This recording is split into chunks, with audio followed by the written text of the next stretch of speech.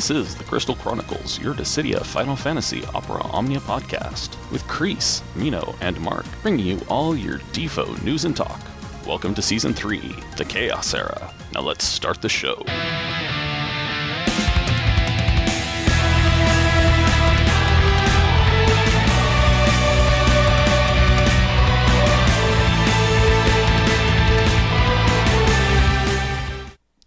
Welcome, everybody, to the Crystal Chronicles, episode 96.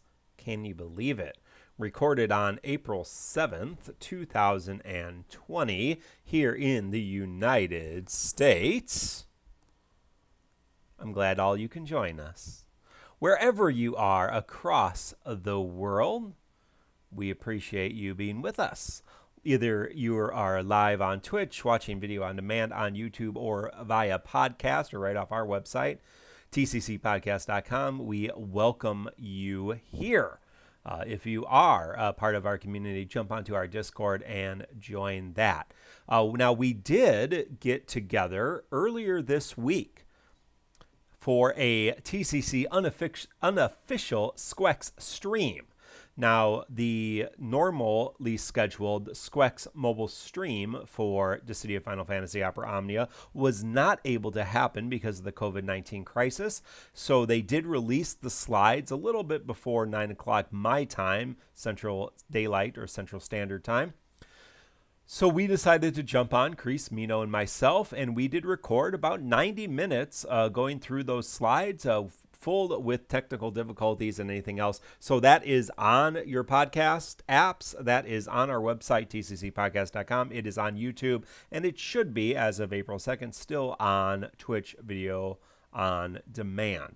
So do check that out. We did our best to give you all the true Squex community stream experience. Yes. We failed in every regard, but that's pretty much par for the course. So I think we did okay.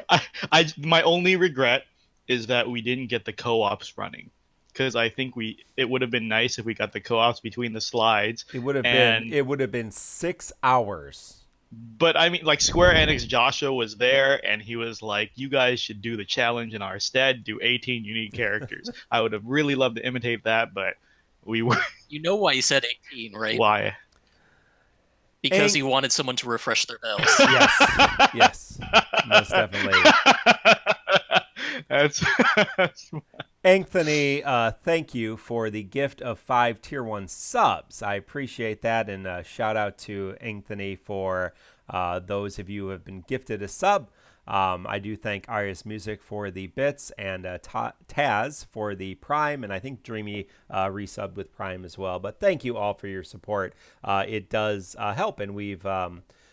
with that, we have a good chunk of subscriptions, and I appreciate that. So, yes, justice for Karen and Chalice bitches.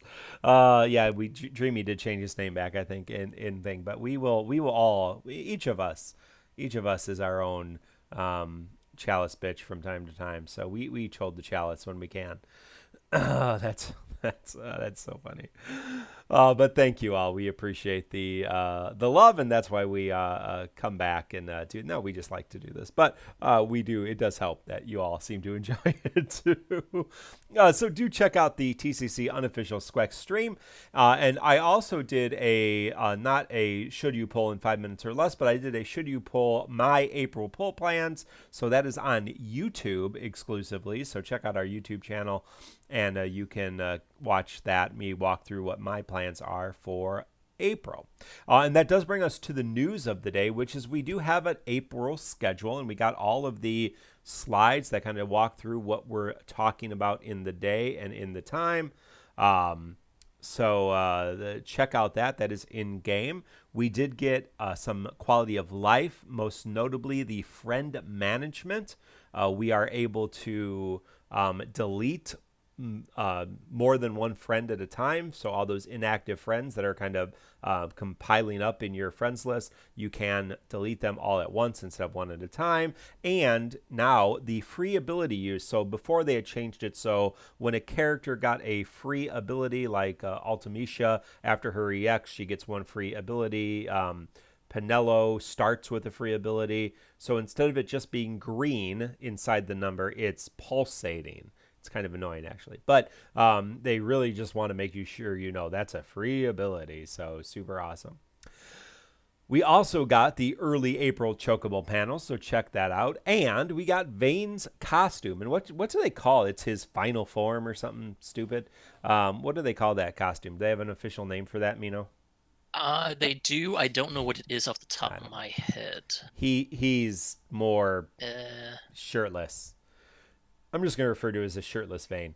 Shirtless Sephiroth. The villains get shirtless with their costume. Seems to be the shirtless commonality Vayne, there. Shirtless Sephiroth for the ladies or the gentlemen. Everyone's saying it's called Vayne Novis, like the Tonberry troop member. It's Vayne Novis in honor. That's how Vayne Novis looks, actually. And he never wears a shirt. We have not had Vayne on this show. We're going to talk about Vayne Novis from the Tonberry I actually asked him. And he said he was too shy to come on, but I would have loved to have him or Telute on. Right, you know, like all love to all the Tonberry. But yeah, we have not had those two members of the Tonberry troop on, but we will talk about Vayne Novis here in a little bit because he did something pretty fun this week in Dissidia Final Fantasy Opera Omnia. So you can pick up that costume. I am not. Did either of you buy that costume? I got did. Tifa's costume, and I've kind of cut back to like one costume every month, one costume every other month, so I've hit my limit. I, of course, buy all the costumes. In fact, I expect to buy 2 costumes a month. I don't know if we cover in the news. I asked in the Discord, are we getting 2 new costumes this month? Because all I can think of is Vayne. We should be getting a second one, right? We get 2 every month. There will be a rerun of Fran's costume later this month. I'm not sure if there's any others coming. Well, we might get hit by a surprise like Sephiroth's. Like, that was unannounced. We thought we were getting 1, and then we got 2. I was really hoping for Pessel's costume. I don't remember when that came in JP. Yeah, but, They very rarely run 2 new costumes at the same time, though. Right. But 2 a month, I could have sworn we've always gone every month with 2. And so I always expect to drop $70 on this game a month, which sounds ridiculous now that I'm saying it out loud. And I remember I was literally talking to my friends yesterday, and they said I was a ridiculous person for spending $70 a month on a free-to-play game. But then I said, hey, you play Dota 2, and you spend that much on skins or League of Legends or Fortnite, like it is not that weird. I don't know why people look down on gacha. People who play free-to-play games look down on spending on gacha games, which is a bizarre concept to me. Hiramura Cat, our friend and fellow streamer, is questioning whether Fran's costume is really a costume. It's a different look. You can admit that. Yeah, my kids, I was playing the game today, and I realized all my characters' costumes have been messed up. So I was going through Abyss, and everybody's wearing their different costumes, like original costumes. I'm like, what's going on? Well, my kids were playing the game and changed everybody's costumes. So so they were commenting on Fran's costume. And sorry, really quick, Aria's Music saying, do I buy ingots? Because they're selling 4 in the shop right now. What do I think of purchasing ingots? Me personally, I do not buy ingots. I think I've said this repeatedly as a plea to Square Enix. Please bring back the original deal. If you sell like a book and 2 ingots, I will buy that. That was a great deal. But the individual ingots, I think, are a shit deal. And my logic is I can always earn ingots. I can't earn costumes. So costumes are the only things I buy now because they are exclusively paid for. Yes. We've spoken about this specific bundle before, as Mino said. I think these have been regularly occurring bundles where you can get 4 a month. I think it's almost every month they've done it, right? They're starting to pick it up. They used to do 2 a month. It looks like they're falling back to 4 a month lately now, right? Yeah. Jute. I don't buy them, so I don't watch them. No, it's 4 a month for the ingot bundles. Currently, that's what it is. It refreshes every month. You can buy 4. They're in the United States. They're about $20 each. Jute is asking, did you see the Tonberry Mog infographic? Yes, our friends at the Tonberry Troop did an April Fool's infographic for Mog, the Spirit Moogle. Not the summon, which we'll talk about later, but an actual new character called Mog. And yes, we did see it. In fact, we helped workshop that with them because we are very close to our friends, the Tomberry Troop. So we did, and I encourage you to see it. And I can give you the index to the Flickr account. But if if Dreamy wants to link it directly, but there's the Flickr account to all of the infographics. But yeah, that one is a lot of fun. And if you didn't check out the specific Mog infographic, it was a lot of fun. And Dreamy and the crew there worked real hard on that, and it was pretty funny. I enjoyed it considerably. So hope you did see that and all the good fun that we have on April Fool's Day. Well, that brings us to our character retrospective. Last week we introduced 2 new characters, Seymour. I guess they're not new characters, but characters that got EX realizations, and Papa Lemo, who got a new EX, Seymour and Papa Lemo. So we have had them for a few days or a week now over that. Have either of you had any experience with those characters? How do you like them? How are you not liking them? Etc., etc. Let's tackle Seymour first. Did Yeah. anyone else spend more time on him? Yep, I've been using No, Seymour. I dropped him after I fully realized Papa. Good. I was using Seymour in the raid. He got me through the raid with just realizing him and not investing any ingots. Again, I would have liked to fully invest him. I think his 3/3 makes his EX really, really cool. Stacks, it chains all 3 of his abilities on top of each other. I think that's really awesome. But yeah, no, we're not at a point where I can just throw ingots at random characters, even though I have literally thrown ingots at random characters like Kieran. But I'm not at a point where I can do that at this moment. So I do like him, and I think he does what he does fairly well. He's a magic damage dealer and debuffer, and he does those things pretty good. I did more research and actually played other people's 3/3 Seymours for a bit, because there were a lot of people coming out of the woodworks to defend Seymour, and honestly, I have a lower opinion of him now than I did last week. Because last week I said, oh, maybe if you build around him, you can make him work. I'm sure I'll be surprised. Now I just think he's a really awful character, to be honest, because so on the Facebook groups, on Discord, people have been posting Seymour videos and trying to show him off at maximum potential, in synergy, out of synergy, whatever. And from what we can see, if the boss is under 80%, and he is being boosted by, like, let's say Lulu Enchant Imperil, throw Rosa or Ishtola on there, boosted to his maximum capability. His EX plus does 80,000 damage max.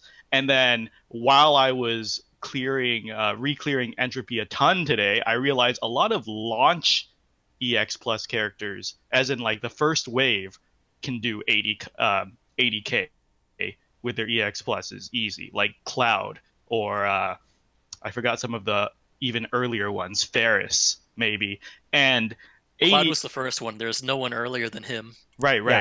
No one is earlier than Cloud. I mean, there are crappier ones than him, like Fang. Yeah. but I'm saying, like, like Cloud is a first waver. He can do 80k if he wants to, and this is 80k. This is if Seymour is really, really enabled. Like, if you just plug and play him, he is not hitting 80k on his own. And of course, if you build around him and the boss is under 30% HP, Seymour can break 100k, which is decently impressive. But again, that's when the boss is under 30%. That's a lot of work to get to. And I was like, well, Jekton King can break that easy. Or, Pinello hits it damn near close, and that's true damage. I don't know. Like, holy crap. I realized Seymour at his maximum potential, if you completely build around him, he is still hitting below average. And I was just like, wow, this is a gross character. Like, I was trying not to trash on characters anymore, but I think Seymour is a truly, truly terrible character. Well, you suck and I hate you. I am not as negative against Seymour as Mino is. I think he can actually push out much better numbers than Mino is talking about. Again, the fact that he can chain 3 abilities together under 20% health for a boss, and under 80% of health, he's chaining 2 abilities together. Means he does a decent amount of damage. He gets free ability uses after every EX cast. He's decently strong. And he does bring some nice debuffs. They are generic, so you have to play around them. He does fill a lot of debuff slots, so you got to be careful. He's not perfect, but he's really strong for the mixed bag he brings you, and he's not a bad decision. And despite what Mino says, I think he's not a bad decision. To answer Kakushu, who's saying in Synergy, I got 100k plus 30k plus 40k with Seymour. Was he fully batteried? Because we're talking about from 0. If you count his maximum amount of hits, under 30%, it breaks 100k, sure, but between 80% and 30% from 0, his max is 80k, which is very, very low because of number of hits and conditionals and how much you have to buff him, as you were saying, within Synergy, and I'm sure you had a bunch of auras running as well. Yeah. Well, what about Papa? I do not Chris, have him. You 3-3'd him. What do you think? I am loving Papalimo, fully realized. I mean, I experimented with him unrealized first, just base EX plus to get a handle for him. I liked him there, and then I looked at my roster and realized I had not actually done anything, like gotten a good, like pure damage mage in a long time. The last mage I'd collected was Gao, who is an unconventional mage, and he works mostly around his gimmicks of countering after enemy attacks. But he's not like the pure damage dealer that I was considering. The last mage before that I had realized and geared up was Ultimisia. Oh no, Kuja, sorry. Kuja and Ultimisia were back-to-back, so it's been a long time. Papalimo basically brings all of the pure damage I was looking for. He gets a lot of free turns, so he keeps the turn count low. And these turns, when he's fully realized, are nothing to scoff at. When he's using Blizzard 4, he usually is maxing out on damage potential. So usually 80k to 100k, depending on what his max brave is and whether he's in summon or not. And his foul hits very hard. If it's more than one enemy, he's going to cap brave and do full damage to everyone. He gets free abilities off of that. I found that I wasn't having to worry too much about switching to HP plus or brave plus for him. I was able to spam abilities even through chaos. I used him for the Abyss Normalis chaos, and he moved pretty easily through that. He was actually great for that fight, in fact. So in general, I think he's an amazing mage, and he brings a decent amount to the table. Again, same sort of things we talked about last week. His downsides are that he is tied to 2 elements. You got to be careful of that.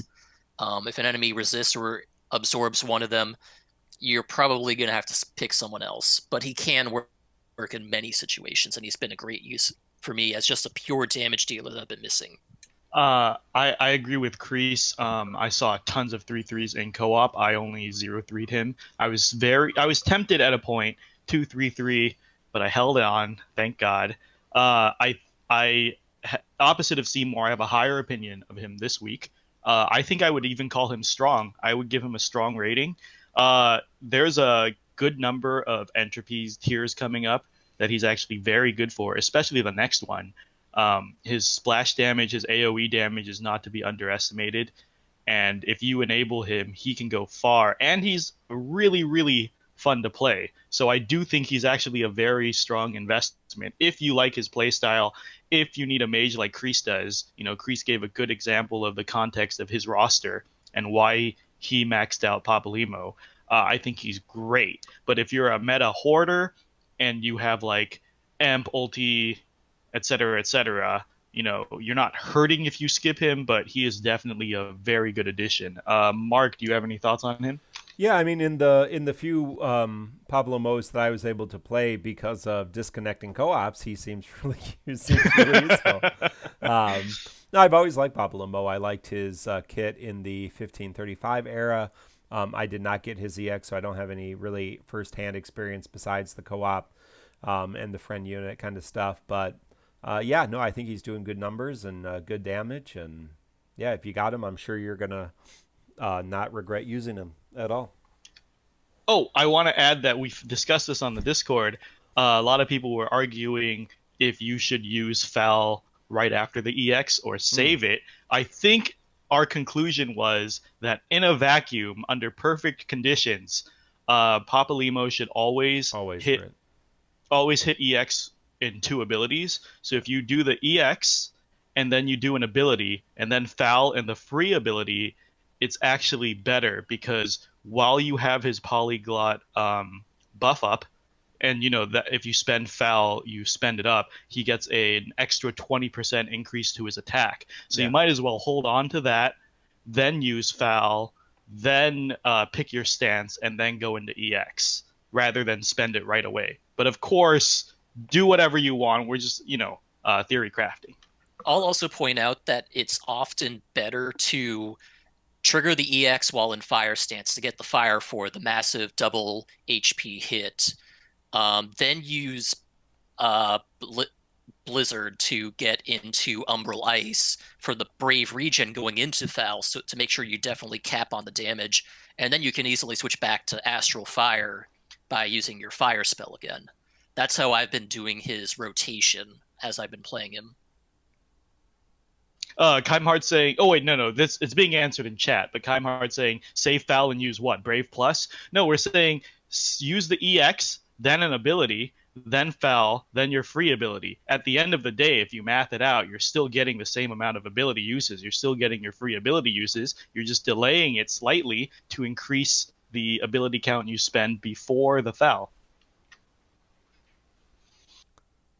Arola is saying that she thinks both of the characters are good, but they're not high priority. They both have their niches. They're both strong mages that do slightly different things. Papalymo is definitely much more offensively oriented, where Seymour brings his debuffs and has more conditionals on his things. But both are very solid characters. They're just not top picks. Well, yeah, and we've said this about 1,000 times, but we're in this era where generally any character is usable, viable. Some characters are much stronger than other characters. Some characters have a lot more potential than other characters. But at the end of the day, a lot of characters are getting you through the content as we have it for quite some time moving forward. So, and there's going to be a slew of more powerful characters coming. So, yeah. Yeah, Taz is saying Seymour's viable as Dimensions End fodder at 0 out of 3. And yeah, that's where I have him. And I have a whole bunch of people who I've not used in Dimensions End. So, but that's another conversation for another day. So let's talk. We've been kind of hinting at the raid. So the raid, Let's Slip Hell's Hound. We have had that ongoing for a while. We have 7 days left in the raid as of recording this on the 2nd of April. The co-op, you still need to play the co-op. We have we have defeated the boss 46 times. We probably need to defeat him 50 times for all the rewards. Is that correct? Yeah, I'll probably go back to that co-op now that I'm done with the Spring Festival Part 2 co-op. So we still need people to play just 1 or 2 every day. So until we get the 50 kills, and we still need 20,000 co-ops with snow in the party. So we're at 19,040. So people, get your snows on and start playing co-op because we need that one draw ticket for 20,000. Just one. It is, and I'm at 997, and so I really.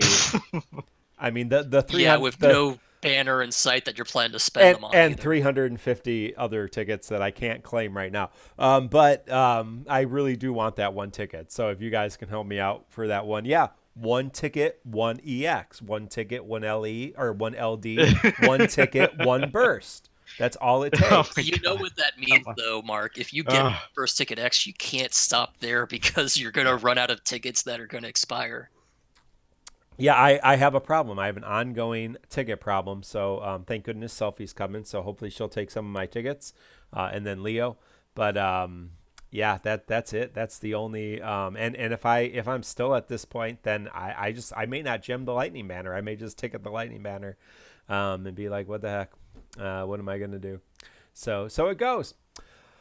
All right, so let's talk about the Chaos Battle, which is you fighting the Cerberus. What it was, it's just one wave with Penelo and Cerberus. Obviously, we've all fought this a lot, at this point. But the Chaos Battle was a little bit more difficult. I am looking up at Macnol's Call to Arms, Macnol, and I will. Do we want to go through how the boss works on Chaos Yeah, for people please. who might not know yet? Please, why don't you do that, Kreese? I'm going to link the Call to Arms here. But please, Kreese, go Okay, ahead. so the boss has a recast, and when it does the recast, it basically does an unavoidable Brave plus HP attack. It will also revive Penelo Mannequin if Penelo Mannequin is currently dead. Along with this, it will fully buff itself after using its recast ability and basically remove all debuffs. It just plops 6 buffs on itself. Penelo Mannequin will take turns between Brave attacking, HP attacking, and putting buffs on herself. And the Cerberus boss, she can put HP regen and Brave regen on the boss, which means you most likely need someone to dispel and remove the HP regen, or you need to make sure Penelo Mannequin never gets a chance to do that. One of those two. Cerberus's attack pattern is relatively simple. After it does its recast ability, it activates triple, which causes it to take. Basically, it empowers it to do 3 actions in a single action. This usually revolves around it using 3 abilities that it knows. In the first cycle, it will only use Brave attacks in this unless it has enough Brave to kill someone, and then it'll just do an HP attack outright. And after the first cycle, after the first recast, the second recast and onwards, it will have a fixed pattern where it will do the recast ability, buff up. On its next turn, it will do a triple ability where it will finish with an HP attack, then a second time where it will do a triple ability finishing with an HP attack, and then triple will wear off. You'll have 1 or 2 turns to breathe before it repeats that cycle. So basically, you have some options. What I found when I did this is that unless you really nerf its Brave and you have some way to mitigate Brave damage, it will outright kill someone with its tripled HP attack. I actually brought Vanille, had her attack down and it unbuffed, and it was still killing Papalomo from max health. So you need to either plan for it to hit last stand character specifically, bring a take that can mitigate the damage and protect your party against those HP attacks, or you need to bring someone who can evade the attacks. So basically it comes down to bring a tank, bring bunch of last stand, or bring evasion to avoid the hits. So we've seen a lot of people do a gimmick where either 8 or Edge avoids the HP attacks. Yeah. And we've seen a couple teams where someone would bring a pair of like Y'shtola and Vanille as last stand characters, or just make sure they have a full revive up for Y'shtola going into that second HP attack, that sort of thing. If you can get around that mechanic, you're golden. You just got to be careful for it. Or you can just delay it and not give it a turn, and it's dead. So that's another tactic that was probably used a few times in the Tifa Arnea Y'shtola tactic. That will make it so he doesn't get to act, and that is one way to deal with this boss. Kreese, Mino, how did you tackle this? Before I get to the my Papalimo died twice. Nice. I was really lazy. I've had a busy week, so I haven't been trying our own TCC challenges. Hell, I'm not even caught up on current content, as I was telling my co-host before the show. So I took the easy way out with the delay comp that Mark was talking about. There's 2 other popular approaches if you just want to get this done. Tanking it with either Zach or 8 works. I forget the exact way to do it, but this is another fight where triple will always target either the highest HP or the lowest HP. So people always the highest HP target. Yeah. So they'll manipulate 8's HP, and he can always get the counter offs and dodge everything. And him and Zach can trivialize the fight, as well as just going pure battery like Ishtola, Pinello, whoever. And so, the three very easy ways to get through the fight. And again, I can't really speak of the true difficulty because I didn't have time to do our own challenge this time. Yeah, well, we did have a TCC challenge for this event, and remember, the TCC challenge is just a fun thing we do in our community. Macnol works with us, and we kind of look at who are the most used characters, and we eliminate them. Usually, that includes Synergy. It always includes Aranea because she's still bonkers busted. So this one included Aranea, friend Aranea, that's just a given. Papalumo, Seymour, Vanille, Y'shtola, and Pinello. So we did in get... retrospect, we probably should have banned more because as soon Zach, as we got rid of Rosa, Pinello, Zach and Rosa just came to the top. So we got a whole bunch. Let me just read off the list of folks who did complete it, and then I'll highlight what I like to highlight, unless you guys have a couple one, are the low ingot usage ones. I think that's really cool these days, and I thank Macnol for making that easy. So going from bottom to top, Dreamy, Lift Rogue, Ultima, Key Plays, Chronorman, Chris5258, our friend and fellow streamer, Amaterasu, Stintball, DD Rocks, MZ Pro, Jin Lee, Excalibur, Jealous, Defo GLSO, Kaioken, Harith, Aodin, Strafe, Big L, Yoshi Pasta, Domova Project, Liz Lizette, excuse me. That's a new one. I don't know Liz Lizette. Did I already say Slide? Did Slide already have one? Slide, Talute, Buddy, Belial, and Aodin again. So Aodin, Phoenix had a 3 ingot clear with Ingus. We don't have him yet. Ignis from Final Fantasy 15. Not from Final Fantasy 3, the DS version, or Game Boy Advance. What was that on? Anyway, Ignis, 0 ingot use, Charlotta, and Zach. So that was just 3. Belial, who's always good at this, did Lilizette with 1 ingot, Leo with none, and Celeste fully realized. And Buddy, NCTU, that's the first time I've seen their name, so congratulations, did Ignis with 1, Charlotta and Zach with 3. So very good. Congratulations all. Thank you for submitting. I love we say this all the time. We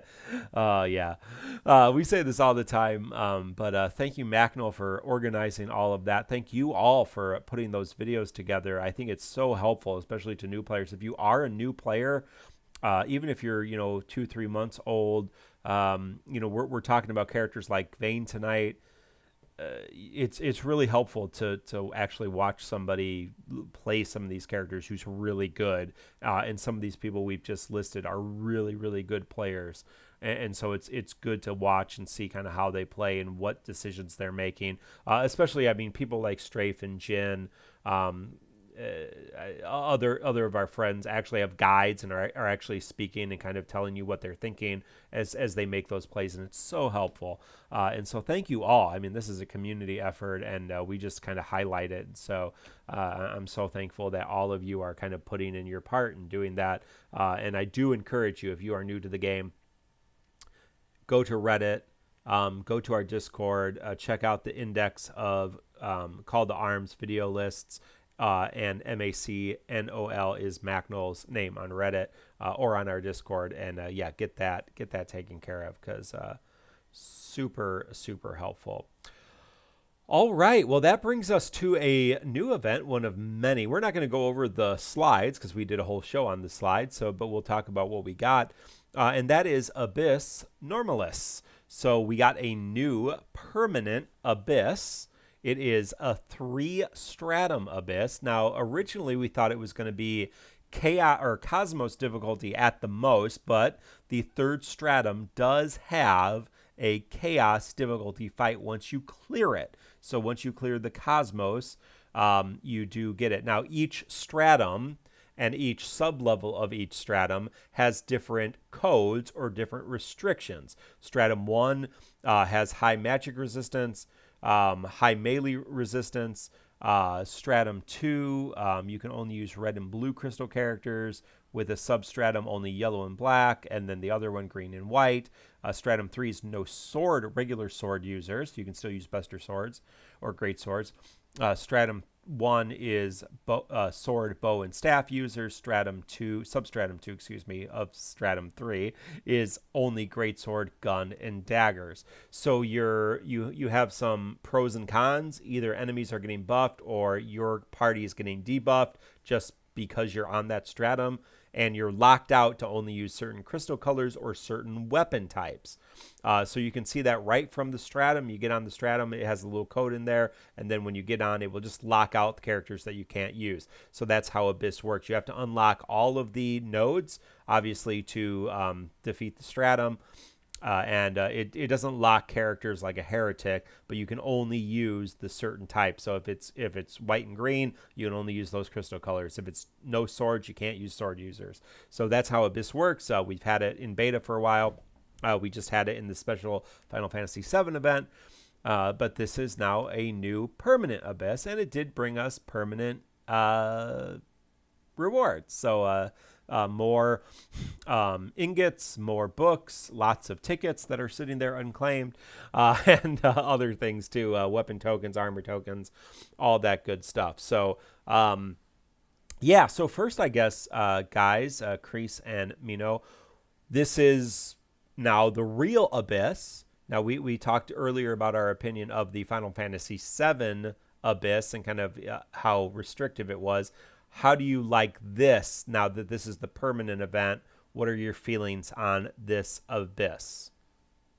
If you don't mind, Kreese, I'll go first because I have a mini rant locked in. Well, tiny rant locked in already to say about. Start the timer, everybody. Let's see start the timer.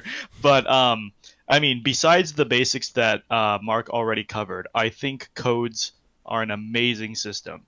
We talked about how we didn't like how they were implemented in the FF7 event, but because it locked out like Shiva sometimes, or it unlocked in only FF7 characters, and I thought that was a poor use.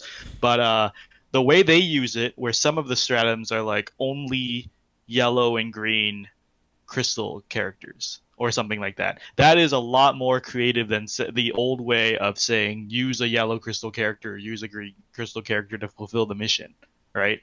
I feel like this is a much more improved system, and because of the way the game is programmed and coded, I think the codes are very, very good. We did our research before, and using HP as an example, if there are characters that buff HP, and I can't think of any off the top of my head, maybe Porum. If you buff something, let's use attack as an example. If you buff attack in game with like Ishtola or something, it is based on your quote unquote base attack when you enter the fight, and that factors in the gear bonus, the synergy, and everything else. And then it's a multiplier of that. So basically, let's say in game, if you get plus 50 attack and the enemy hits you with minus 50 attack, it cancels out because percentages are additive when they're added in combat. But if these bonuses are applied before you enter combat, it works completely differently. And that's Leviathan's health bonus, for example. If Leviathan's health bonus works differently than any HP bonus in the game because it is applied before you enter battle, so it takes a fatter chunk out of your base HP. And that's how these codes work. Because they kick in before battle starts, it takes out a bigger chunk of your stats. So if it's minus 50% attack for the code, your base attack actually gets subtracted before all the in-game buffs get added. Whereas if they were applied in-game, then a simple 50% plus attack buff would cancel out the restriction completely. So these codes matter a lot more. They're a great system for altering fights without having to change the base code of the enemy. For example, instead of for realms behemoths, instead of changing their base code and adding weaknesses or adding absorptions, they can just slap a code on top, and very minimal tweaking will change the fight completely. So I think the code system is ingenious. It was amazing that they invented this for Abyss for GL exclusive content. I wouldn't be surprised if JP eventually got Abyss 2 down the line. I'm sure. Like, this might be just a GL first or something. But it's a very smart system. Abyss is great. The rewards are great. And they hit the perfect middle ground that Macnell said they should. People either complained that you had to switch teams too much between each of the fights in the first beta, or they complained about the FF7 one where you didn't have to switch teams at all. Now you switch teams per stratum, which is like a handful of fights each, and I think that's the perfect middle ground. So I can, gladly say that I think Abyss is great content, and that it is the best version of the 2 betas that we got before this. Kreese, do you have anything to add to that? I generally agree with what you stated. I think they got a good middle ground where you have to switch around, especially by using those substrata. So instead of having the whole stratum be a single restriction or a certain rule type, you have a couple of cases where you have to change the rules before you can move on and do the really hard fights. And I think that worked out well. And none of the fights were so completely trivial that I could just push buttons and win. I had to actually watch and make sure I broke enemies correctly. And made sure I didn't take breaks at inopportune times in a couple cases. So even though they weren't particularly hard for me, they were not just face roll content either.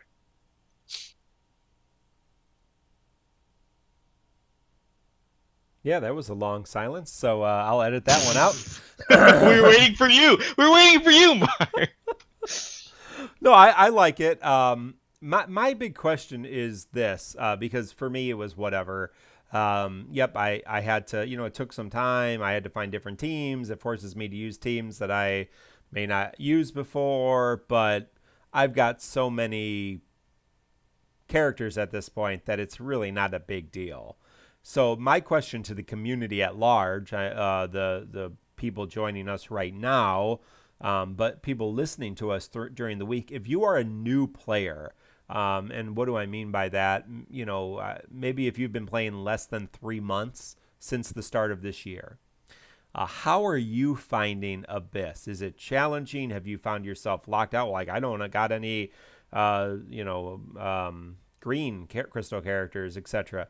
Or really saying I've got so many sword characters. I have tons of sword characters that would have been great for that particular chaos stage.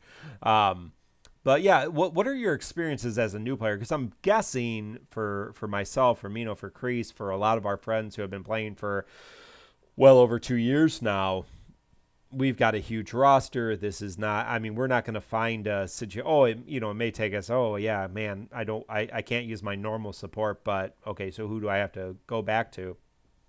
So I'd like to, sometime this week, if you're listening and you're in that camp and you want to give me some insight, you can message me on Discord. You can leave a comment in YouTube or on Twitch, or tweet us or Facebook us.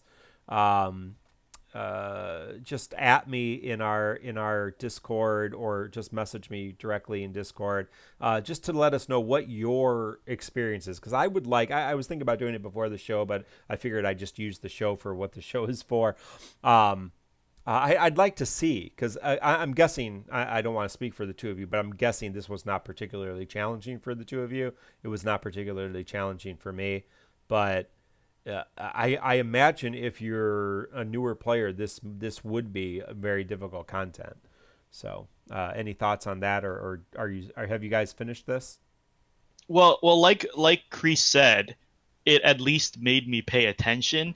Any content I can't auto through is good content to me, because, for example, I think there was a stratum that was like black crystals and yellow crystals, and I got to bust out favorites just for fun. I ran like a Sabin King Kane team or something, and I'd actually have to make decisions and press buttons. So it's tanky enough that you actually can't auto through it.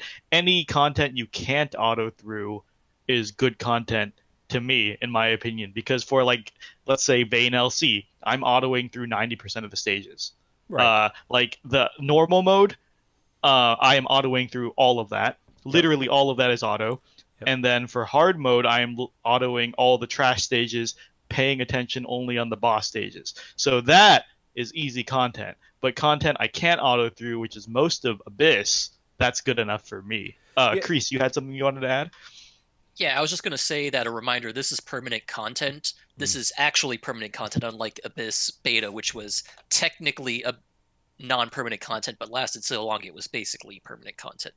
This is not going anywhere, just like Dimensions and Entropy.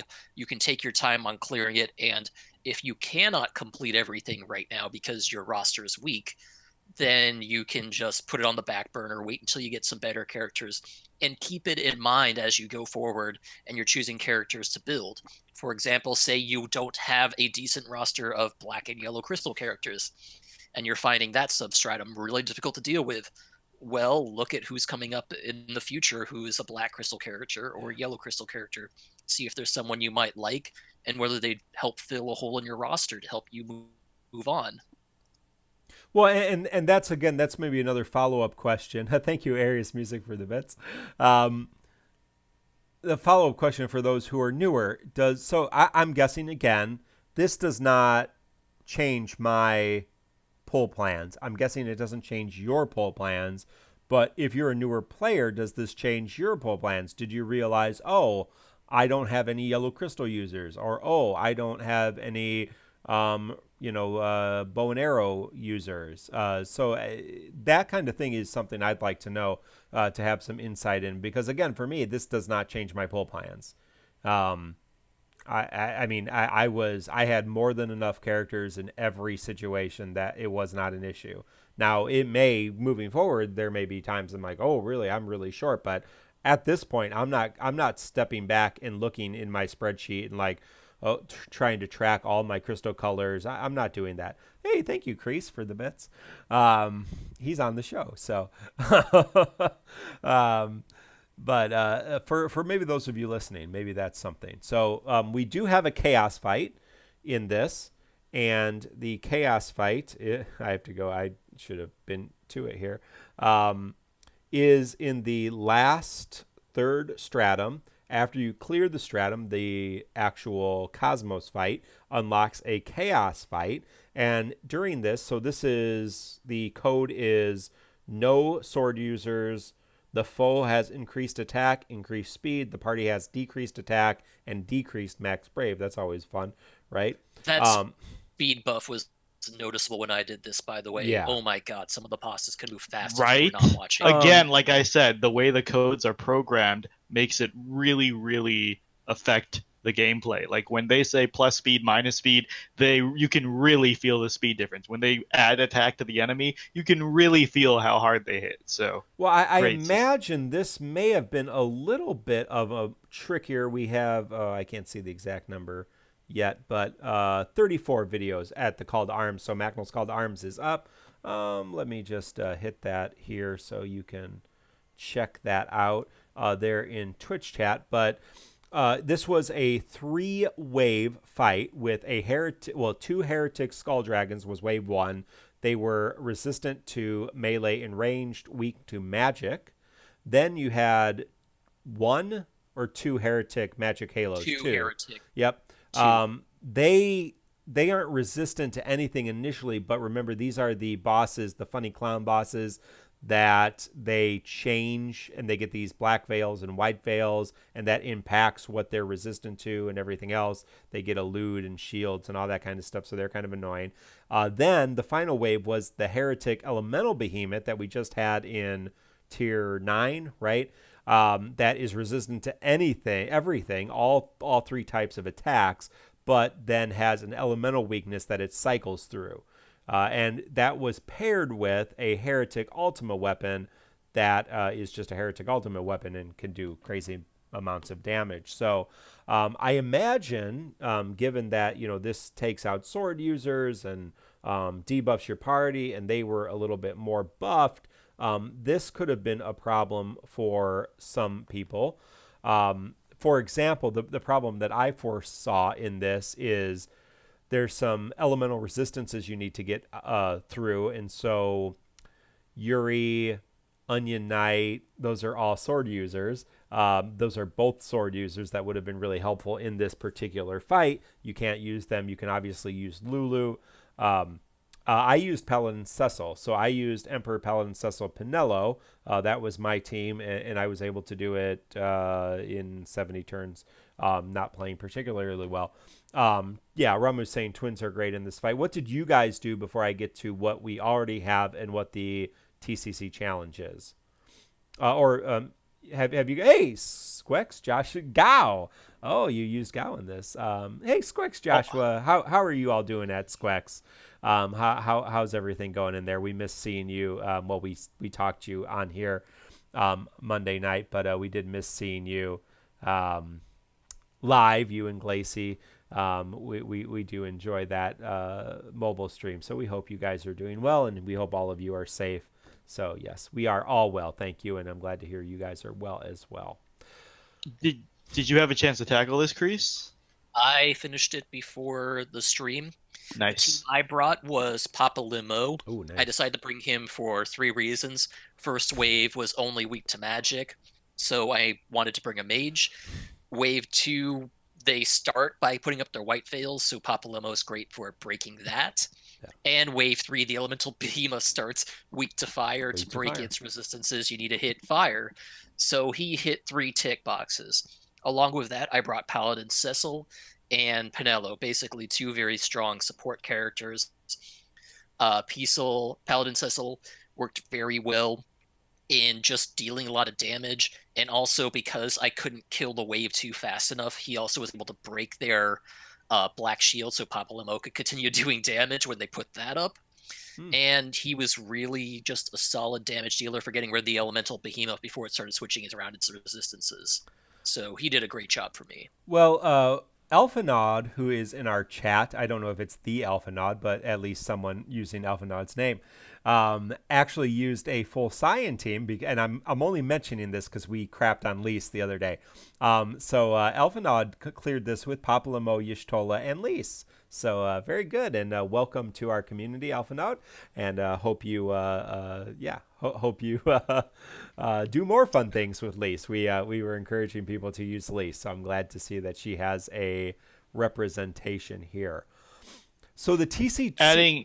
Oh, go ahead. Oh, sorry, Mark. Yeah, I was saying, adding on to what Mark was saying. I think we didn't say this in an official podcast, but basically, there was an episode where Kreese and I were shitting on Lise and saying, well, show us the video, show us video proof. And then, of course, the following week, we got a handful of videos of Lise clearing the most recent Chaos fights. So we were proven wrong, but I was happy to be proven wrong. Yes. And and I'm always happy to see a character get shown played at the highest level. And of course, as we said, everything can work right now. Very happy that there are people writing their investments out in the long term and showing very good gameplay. So yes, we are always happy to be proven wrong if we shit on a character. If people want to show me some Seymour Chaos clears in a couple of weeks, not right now when he's when he's running Synergy and, like none of the fights are going to shut him out right away. But if you want to show me Seymour runs in 2-3 weeks and shut me up, I would be happy to be proven wrong. Well, and, if you want to plow through this and get the high score, which would be all 9s, Aranea, Lael, and Y'shtola, Jealous W did that, and Belial did a Rosa, Aranea, Sarah run, and those both hit high score. I gotta call out this video. Harrieth brought Spirit Moogle Summon. Oh, nice. Oh, I have been. We're going to talk about. We're going to talk about. Soon. We will get to Spirit Moogle Summon soon. I have seen them in co-op, and I think that's hilarious. But yes, Harriet, one of our friends from our community. Yeah, bring in the Spirit Moogle. Now, it's only really impactful if you bring Terra. So, right, yeah, exactly. You weren't using it to its full potential, but I appreciate that you used it. So the ongoing TCC challenge, which we'll try to remember to call out again next week, but we probably will forget. That gives you a good reason to go do it, right? The current TCC challenge for this event is clearing it with, of course, no Aranea, friend Aranea, no Rosa, Pinello, Y'shtola, Ultimecia, Paplamo, Edge, or Zac. Who did you guys figured that? That's a lot of characters. Currently, I went through the list, and basically I cut out the top 7 characters based on how often they were being used. Yeah. And also trying to look for a nice cutoff where I wasn't removing everything that was being used. If you look, there are actually two videos that currently meet the TCC challenge, and they were there when I made that ban list. Yeah. The problem is they share nothing in common. No. Dreamy beat this with Kate Sif, Lan and Ryan, and Emperor, and Listless Set, beat it with Celeste, Edgar, and Gao. So there's a lot of possibilities for how you can beat this. Yeah, I think that this fight, I was originally against the TCC challenge because I was like, there's no way we can restrict enough people anyways. It feels like there's a huge variety beating this, and that's a good thing because this is permanent content. It shouldn't be restricted. Like as long as you build up a viable roster, you should get through it. But Kreese did do the homework, and again, I don't even think that's enough bans because our last couple of TCC challenges, people were saying it's too easy because we're not banning enough people. I'll point out that Macnell's made this clear on the Discord, and I'll say it here. This is snapshotting at the time the Abyss Normalis was dropped. So no Paladin Cecil, no Vayne, no Beatrix or Signer next week. It has to be characters that or that did not receive their reworks or EX pluses before the original release of this Chaos event. Yeah. As our community manager, Squex Joshua, was saying, Gao is apparently viable in this event. So Gao's solid for it, Yeah. That was very solid. I should have said viable back in the day. That was my first regret. Yeah. My first regret. So good luck with Abyss. Again, if you are a newer player and you're finding some holes in your rosters or rethinking your pull strategy based on Abyss, reach out to us, send us a note, write a comment, because I'd like to know and shout you out. But I'd like to know how newer players are feeling about this, or you might write me, hey, I've been playing a month and I cleared it, no problem. And that's good too. I want to hear that. So personally, I didn't think this was particularly challenging. But it does make you think, makes you stop, makes you play the game, and I do like that. I liked Original Abyss. I like this. More of it. So thank you, Squex, for that. Keep bringing it on. And if you don't like it, then don't play it. play other things that you do like. Yeah, don't kill yourself over it. We are in the second part of our Spring Festival campaign that did bring us a free banner draw with Vincent, Sephiroth, Kate, Sith, all with their EXs, and again, a banner that I have all of the EXs. So yeah, who would have thought 2 banners with 6 EXs? I would have had all 6 of those. Go figure. You bastard. Go figure. Anyway, we are getting some more free banners throughout this month, a total of 8. So we got a free pull on Vanyé and Pestle, and I got a free You mean EX. Vayne and Pestle? Yep, that's exactly what I said. We did get a free pull on that, and we're going to get a free pull on Beatrix. We're going to get a free pull on the Phoenix Cave event, and I think that's it, right? Yeah, there'll be 2 banners for the Phoenix event, Burrow of the Phoenix, and the Beatrix banner will have a free pull, and that will wrap it out. So 8 total free banner pulls through the Spring Festival for anyone keeping track. Very cool. We also got an April Fool's surprise event, the Spirit Moogle World of Illusion / Summon. So if you didn't realize, there is a new World of Illusion, and that is the Spirit Moogle, where you can go unlock ingredients to summon, or what do they call it, bind the Spirit Moogle summon. He is a new powerful summon. You can level him up. It took me less than 15 minutes to level him to 20, and there is a Choco board that goes with this as well. So make sure, this is only a 6-day event. There are less than 3 days as we record this to this event. The Chocobo reward, the Choco board rewards for this event are significant. They are realization materials, among other things. So make sure you are doing it. It took me like 15 minutes to get the actual rewards on the Choco board too. So and a word of warning for this: it is a very limited event. Yes. On release, it had a 4-day duration, which means it should be about 2 days now. So if you are listening to this on Friday, do it ASAP. It will not take you very long to do it. I think it took me, as Mark said, 30 minutes tops. It's quick. You just need to. The most nuanced thing you have to do is to quit the Spirit Moogle summon and use Terra for a couple random fights. Yeah. Well, and you should, to fully optimize your Spirit Moogle summon, you should fully realize your Terra EX. Yeah, what will Terra do about that extra love? She needs. I think it goes up by. Yeah, by like 1,000 or something. It increases their attack is it by 1,000? I haven't. No. Oh, does that? It does it actually? 1.1x increase to attack during the summon. Does it actually do something? It cleanses all debuffs when summoned.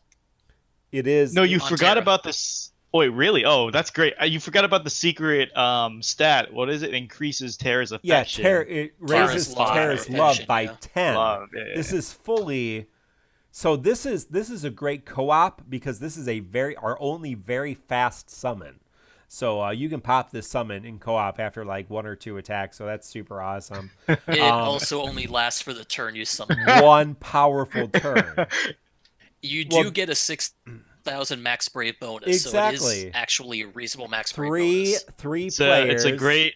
3 players with 3 Terras with 3 Spirit Moogle summons. You're gonna 3 turns. You've beat the thing. It's great.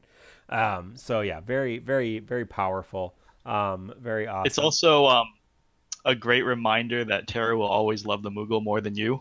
Yeah. If for any Terra admirers out there, guys, she only has eyes for the Moogle. She loves that Moogle.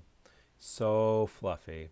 Anyway, make sure you do pick that up. I completely skipped. We have new co-ops that I've already beaten, and they didn't take very long. And that co-op was the Marauding Mimesis, and that was the one where you fight the mannequins, the Final Fantasy VII mannequins. So that co-op is still up as well. That brings us to Vayne's Lost Chapter. You forgot one thing.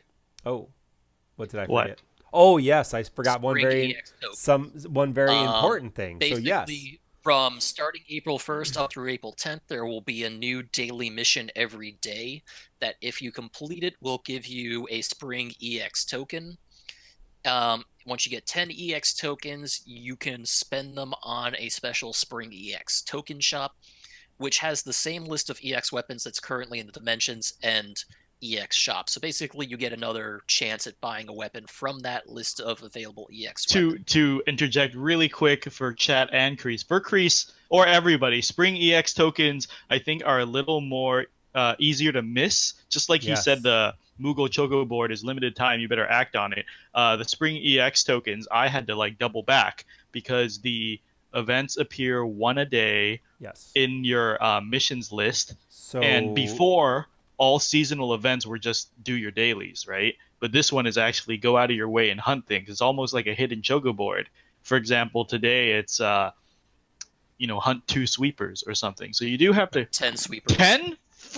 Well, you do have to go slightly out of your way and actually read it every day and go do it. Kameheart saying it's in the cycle quest. Not today's cycle quest though, right? Because I checked. It's not in today's cycle quest. Yeah.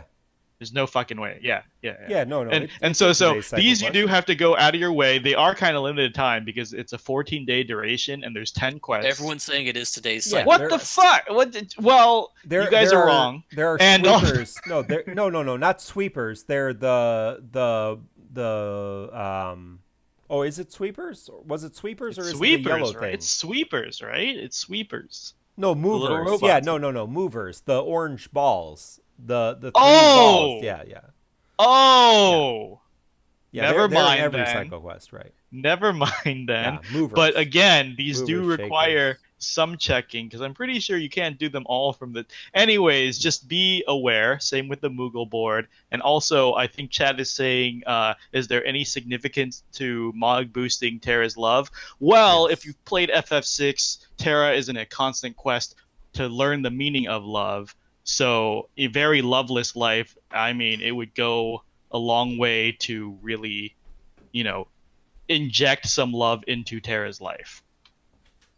Very good.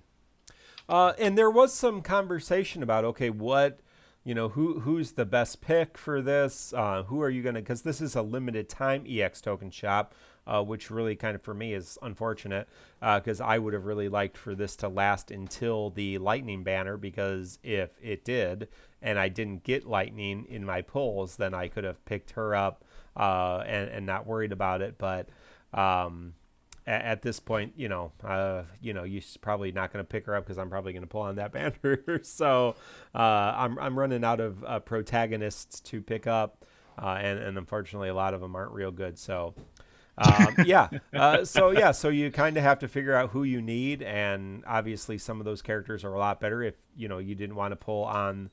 Perhaps you already had Vayne, and Paladin Cecil's live right now. He's a good one.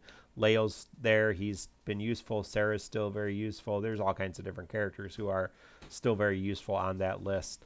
I think Arole would probably say Furion's still fairly useful. Shantoto's still fairly useful. So, you're probably not going to go wrong. And these are protagonists, so they're always going to come back. Ramza's coming back with a vengeance. So look ahead and see if those are banners in the future that you're going to, so Vaughn, for example, Vaughn's coming back with his burst weapon with an LD. So, do you need to get his EX now if you want to pull him for later? He's okay now, but he's not great, right? So, it's a hard list to kind of come up with what's the best thing to get right now. I think it's kind of what do you need, or hey, what are you missing from? Onion Knight or Pestle, who would you pick? I like both of them a lot, but Pestle is one of my favorite characters. So if Pestle's more useful. Yeah, I think Pestle overall is more useful, yes, than Onion Knight right now, although Onion Knight's really cool, and I like playing him a lot. I have both of them purpled, so that should give you some sense of those two characters are both very useful. But Pestle is super useful right now, and we'll talk about him right now. Coming up.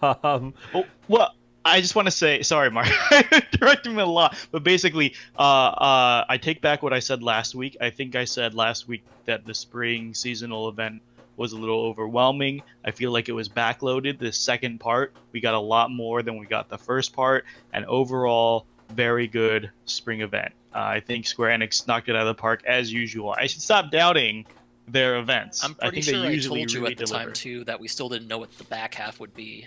Right. We only expected a second banner. I don't think we expected all of this extra stuff, which is very. I did not expect Permanent Abyss this soon, right? Like, I don't think anybody did. So very, very good stuff. Very cool. Well, that brings us to Vayne's Lost Chapter. Conqueror's Duty. So this brings us a banner with Vayne, his EX, Paladin Cecil, his EX, and Cyan is there as well. So Vayne does get a level 70, as does Paladin Cecil, and they both get EX realizations. Pestle did get a rework. Vayne did not. So I'm going to go over Vayne's level 70 and his EX realization. Of course, our friends at the Tonberry Troop have beautiful infographics to all of these. I will share Vayne's in the chat right now. So check them out and thank them for that. They're working on some other projects right now. So Ink and Dreamy and Teleute and Vayne Novus and all the collaborators that they use, and we as well. Thank you for all of your hard work. But I really do think the infographics give you a nice sense of how to use it. So if you have been around a while and been playing the game for a while, you probably understand who Vayne is and what he does. He was kind of the king of the Cosmos era for a long time. Very, very powerful. His main mechanic is he is able to stack up a unique buff called Conqueror's Power that gives him free turns. It turns all of his abilities into plus variants. They do not take a turn, and they give him instant cast, so he takes basically consecutive free turns.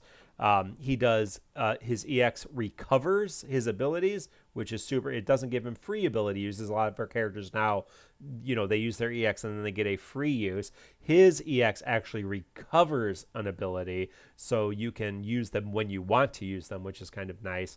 He also, on his skill 2 Force of Will and on his EX, unbreaks and potentially, most generally, re-breaks enemies. So he has a very, very useful kit in terms of damage dealing, turn manipulation, free turns, longevity. He actually gives auras. He has an attack and max brave aura with his Council's ingenuity.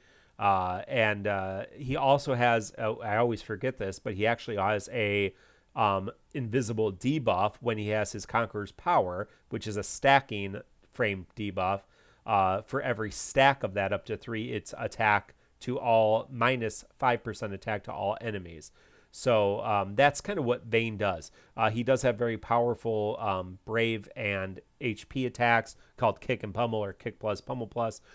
And he was super, super powerful. Now, he doesn't get a rework, so his kit remains the same, but he does get a level 70, and of course, he gets a crazy busted AA ability. His AA ability is an attack, so already that makes it one of the better AA abilities. It's a 2-hit Brave plus HP attack. It extends his own buffs by 1, which means when he's at Conqueror's Power 3, it doesn't delete it, because when your Conqueror's Power is at 3 stacks, your abilities don't refresh it and don't increase it, so it kind of counts down, and that's how you get to the free abilities and then stop and then build it back up. That's kind of how he works. He is a tempo character in some sense, although it's a pretty fast tempo. And so you can use this AA whenever you want. It does give him increased attack for 3 turns, but it's just this additional ability that you can use to manipulate bosses in Brave and unbreak them and re-break them. It's just stupid ridiculous, and it makes him even better. With his besides the level 70, he does get an EX realization. With his realization, his EX becomes a 6-hit attack with moderate potency increase, and he gets 20% overflow on all of his abilities, which is super helpful for him.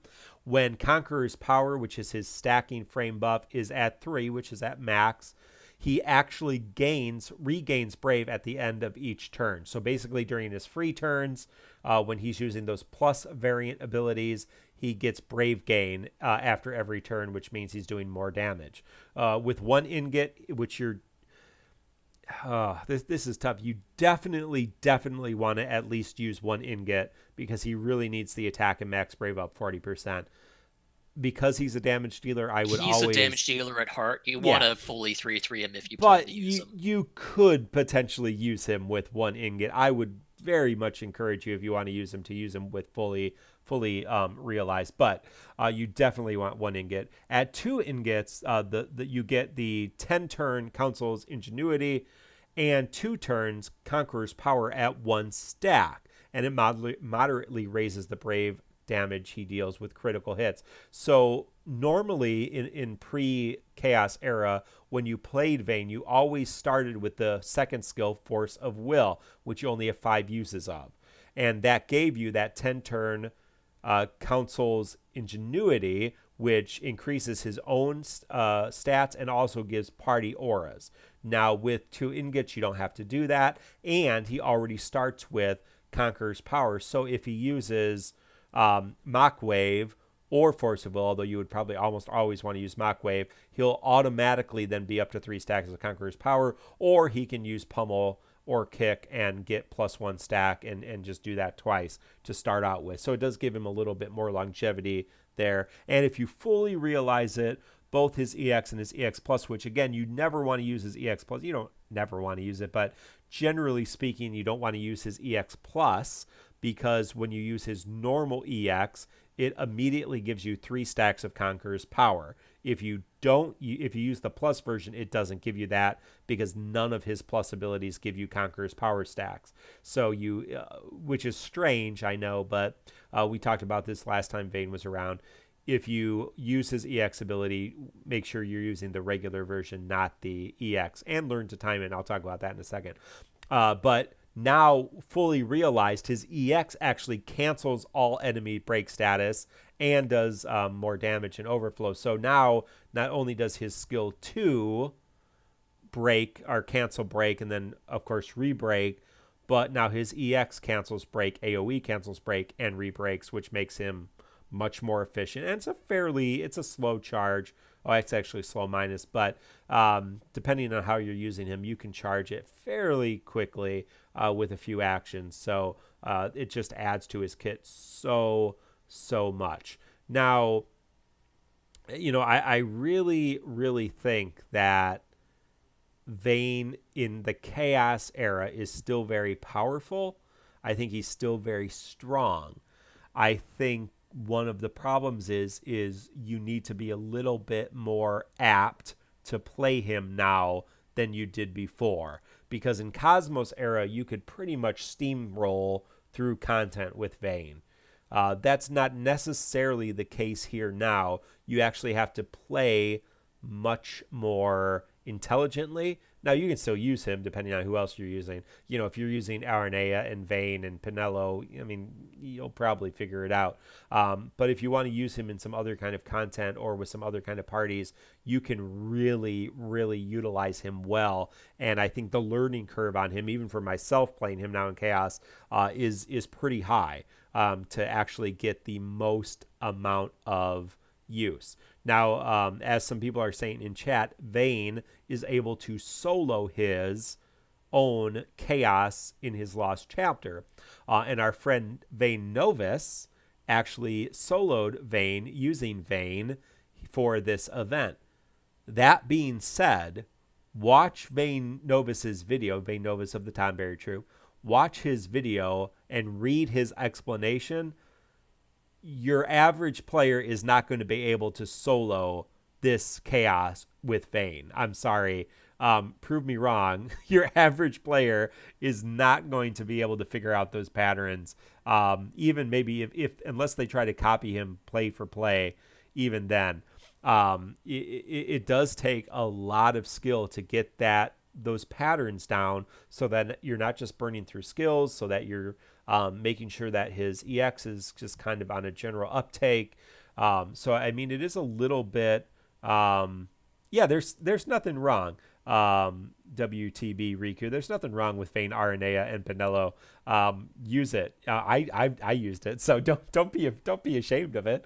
It's a super powerful team. There's no doubt about it. And you're going to be able to make tons of mistakes and to be okay. But you're not going to be able to solo content unless you kind of learn how to figure out his mechanics. And he can solo. We've already seen he can solo his Chaos. He can solo tier 4, I think, of Entropy. He is very powerful, but I think he is, I was going to say much like Penelo. No, but I don't want to get back into that conversation, but I think he is a little bit more difficult to play in this era than he was in the previous era. So that's my thoughts. He's super powerful. I talked about in my Should You Pull video for April, if I didn't have these two characters, I have Pestle. He's one of my favorites. I have Vayne. I purpled both of them. I'm not sure that I would have pulled on this banner with other banners coming out. But I like them both. I think they're both very strong units. What do you guys think? Kreese, Mino? I'll let Mino go first. Okay, I guess I'll go first. What is there to say?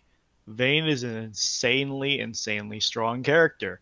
The only negative I can think of to say, Mark already said, which is he is hard to use. Look, when he first came out, there were so many posts on Facebook, on Reddit, on Discord saying Vayne was overhyped why does he do so little damage? And it's just enraging to read. As Mark said, his kit actually got slightly more complicated. And again, when I logged on to the internet onto my computer after he released, there were even more Facebook and Reddit posts saying, why does Vayne do so little damage? And it is just so enraging that people don't understand, one, math, two, DFFOO, and three, like how free turns and free abilities work, but or rebreaks. But the point is, the only downside I can say to Vayne is that he can't be used by anybody. I think any idiot can pick up RNA and press buttons and win.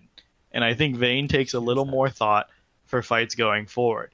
But if he is fully utilized, he is very, very strong. That's the only downside I can say to him.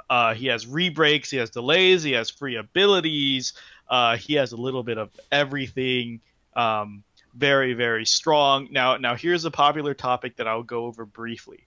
Redbeard Elite wanted us to compare Vayne to Aranea, and I know, like, a lot of people in chat are saying, oh, you don't make that comparison, but I know there are several people out there who've been asking for that, and I'll throw in Lightning as well, because I think the three of those fill a particular niche in my research, that they perform very similarly in their roles.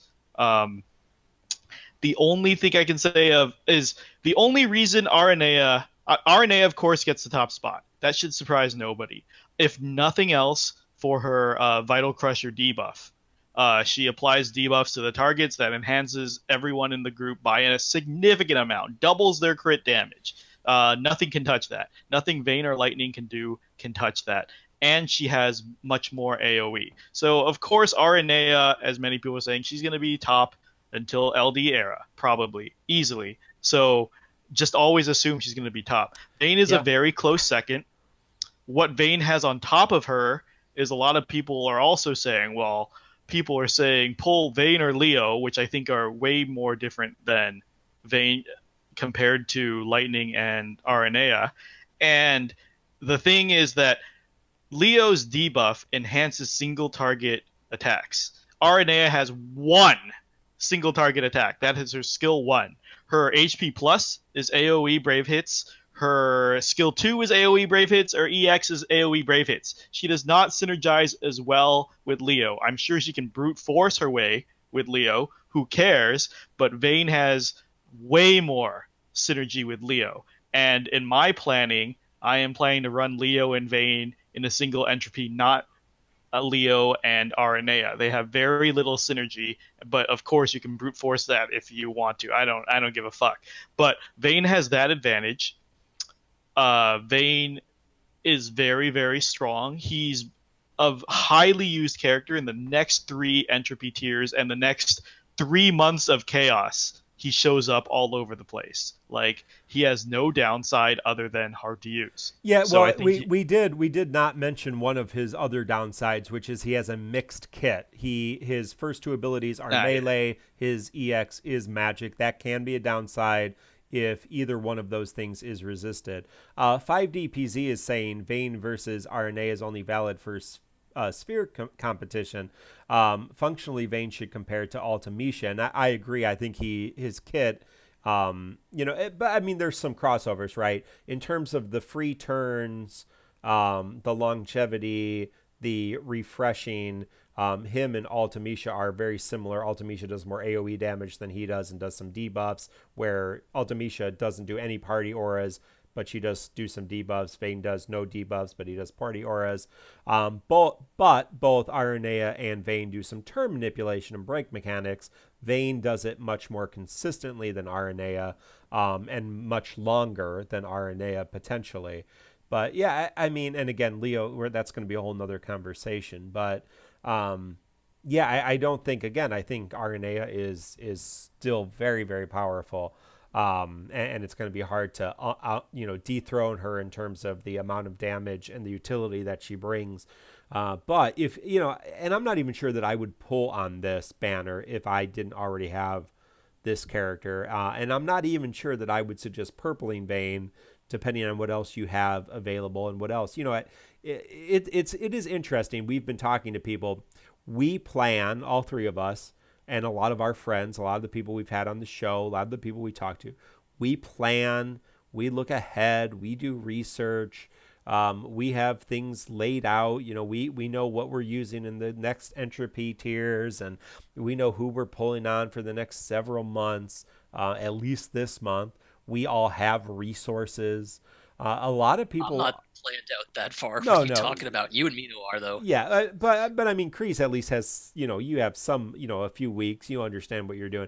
I mean, a lot of people... I'm planned through April and early May. But and you have some resources. A lot of people are, don't have any ingots, don't have any books, or have 1 or 2 books, or have 30,000 gems or less, or have no tickets. And so I think depending on where you are, you need to be careful in terms of, oh well, this is the great new character at the moment, because it's just going to be nonstop.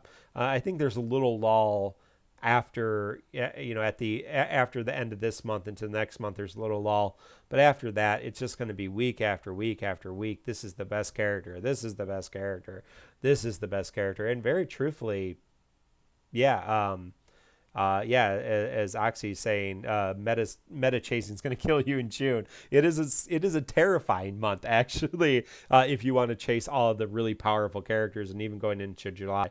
So again, I think this is a great banner. I think both of these characters are super awesome. We haven't even talked about Pestle yet, who is one of my favorite characters and who I think is great. But Vayne's super great, but he might be a good pass too, if you don't already have him. So I did see some people pull and pick him up and purple him already, and are like, well, how do you use this guy? Well, you're going to need some practice, because it's not that straightforward. And I'm not saying you can't figure it out. You can figure it out. But it will take some practice. So let's talk about that other guy who got a rework. Wait. But yeah, Kreese, I haven't finished. Kreese hasn't gone. No, whatever. You're taking my role of a super long rant on Vayne today. But I mean, you thank you for bringing up the mixed types. That is a weakness counting against Vayne, and you did bring up something that I'll talk about later about whether to skip or not. But I wanted to say a lot of people were asking about Vayne comparison to Lightning too. Lightning's getting a lot of buzz. She's close, and people think she's very similar. Guys, there are 2 characters that got nerfed in JP because they were bugged on release and weren't working as intended. So I want to put that PSA out right now to maybe curb your expectations on Lightning and Gabranth, because they got fixed later in JP, and JP considered that a bug. Whether we get that fixed early in GL or not is we did the math. Lightning works properly right now. Right now, but saying she got bugged when her EX Plus released in JP. And so there's a lot of buzz about Lightning soloing stages that might not be true when she comes to GL. And again, it's a mixed bag.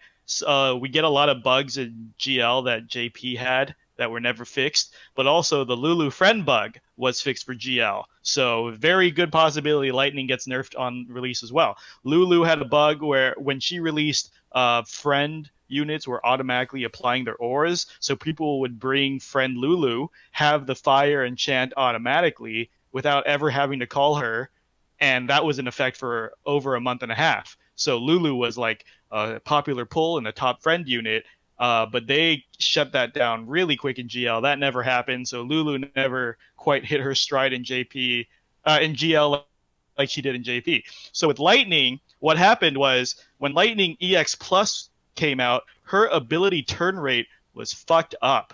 So right now, Lightning is 2.5 abilities for an EX recharge. So that means 2 abilities and then maybe a Brave plus HP or whatever. For some reason in JP, for 3 to 4 months after her EX Plus came out, the game was calculating her turn rate incorrectly, and she got her EX recharge in less than 2 abilities. So that made her an amazing solo, because if you do the math and she's getting her ability, her EX Plus in less than 2 abilities, And the EX Plus is loaded as hell. It delays, it gives her a free turn, blah, blah, blah, consecutive turns. Like, it's amazing.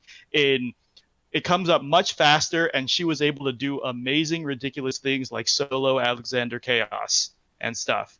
But then Safina has a whole video series on this, by the way, if you look it up. Then later in JP, they realized, wait, this isn't working as intended. They quote unquote fixed it. All of a sudden, she lost her ability to solo a ton of content. So a lot of people were saying, how does Lightning compare to Vayne and Aranea? Well, the question is, if they patch that properly, she is going to be worse by a significant amount because Vayne's rebreaks and free abilities are consistent. Aranea has the debuff. Lightning may not be the solo champion that people think she is. She's fast. She has delays. She doesn't have the rebreaks. She doesn't have the delays that the debuffs that add to party viability. So I made a hard choice. I always said I like Lightning. I like her kit. I like how she plays. But I do think Aranea and Vayne are another level. And I do think if you get Lightning, you can skip either of these. If you have Aranea, you can technically skip Vayne. You can get both of them. You can run them simultaneously. But like Mark said, because we have more options in GL because of Aranea, Vayne is not a must-have. Very fun character. Very hard to use, but not a must-have because of Aranea, because of a Lightning. So make your choices wisely. Strafe is reminding. What were you gonna say? Strafe is reminding you that Lightning rebreaks on her EX Plus and her AA ability. So yeah, well, whatever. That EX could be nerfed for us when it comes out. So. Kreese, what do you think about Vayne?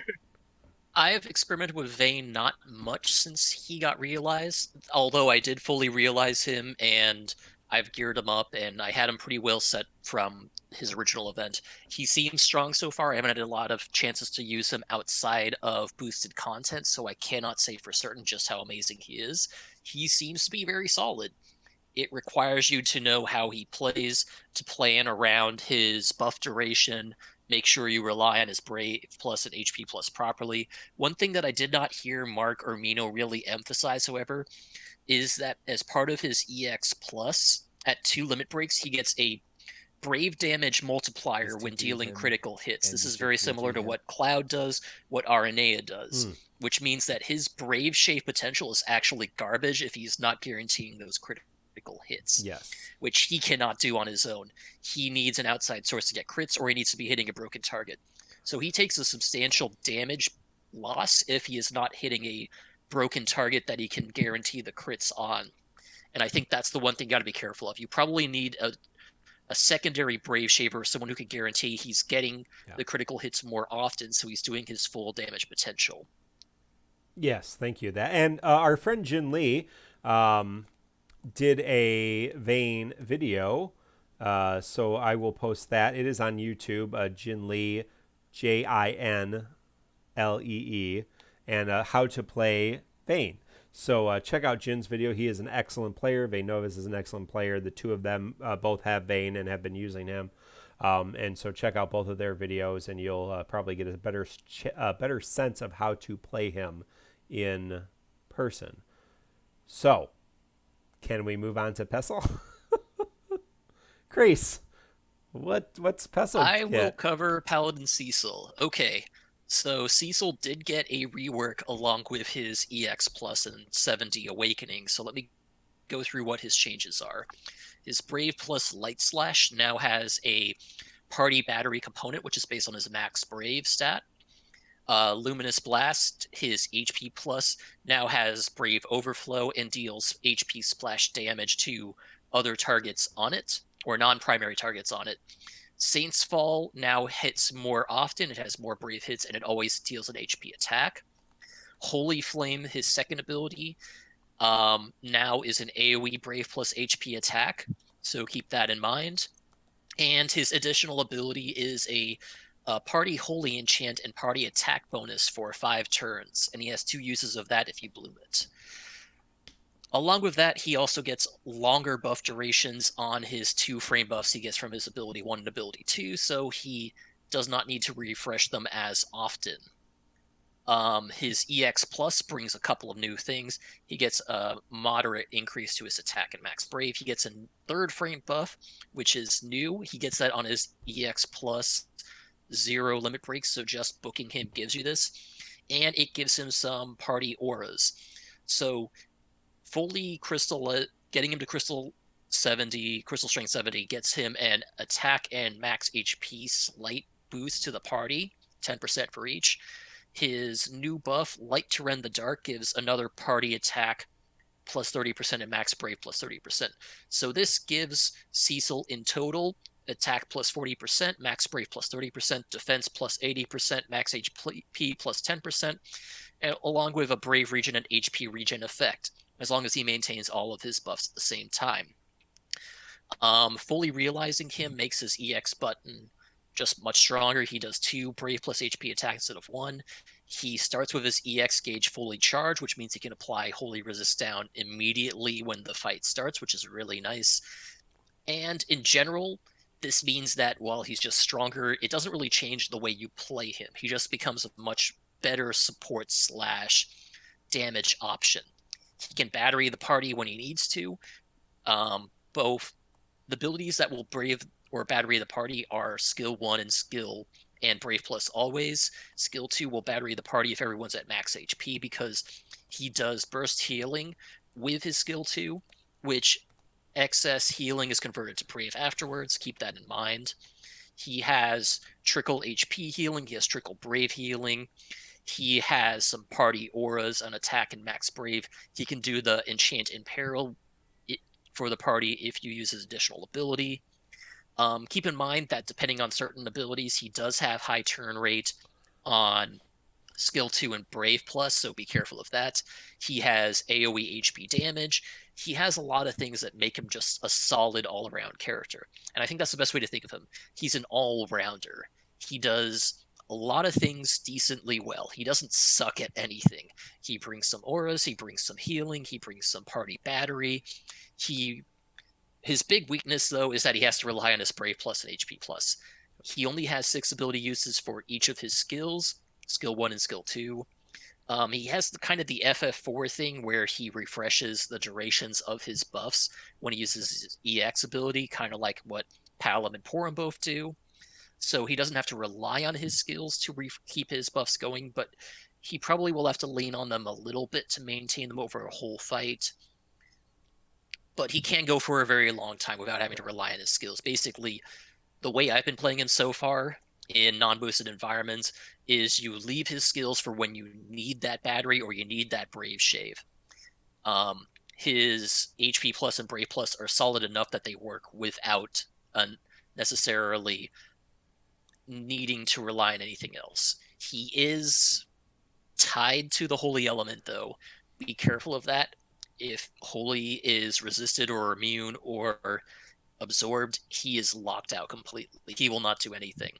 But other than that, he's a just solid, strong character that brings a lot to the table in a single kit. He's a jack of all trades, which means there will be better characters for every niche that he fills, but he does all the niches at once. Mark, do you have any thoughts on him? Yeah, well, Cecil is one of my favorite characters, and Final Fantasy IV is up there in my favorite Final Fantasy games. And I've always liked his kit. He is kind of a jack of all trades. He is this kind of paladin class, defensive and offensive auras.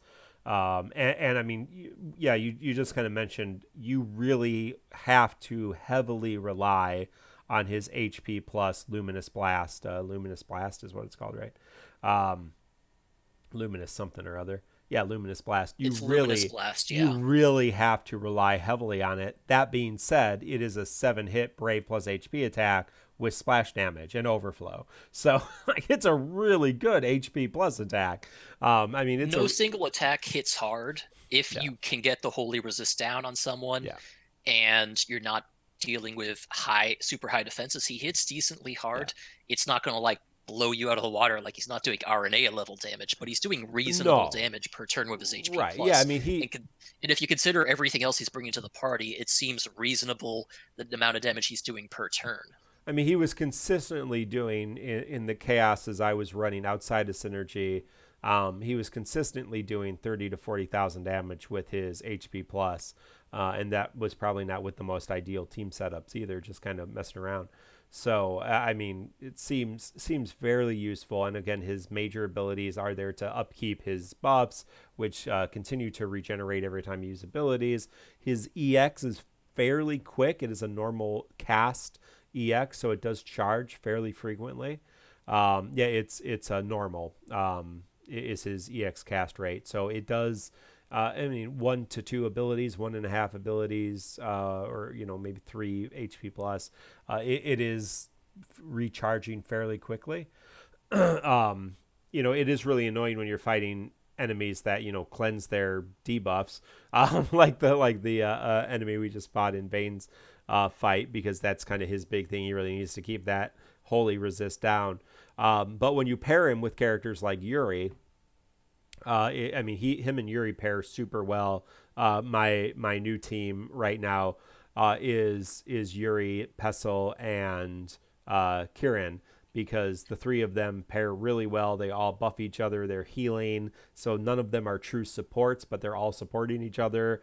There's multiple enchants, multiple imperils. So I mean, it's really, really, really nice if you can kind of double up on the imperils. But his two.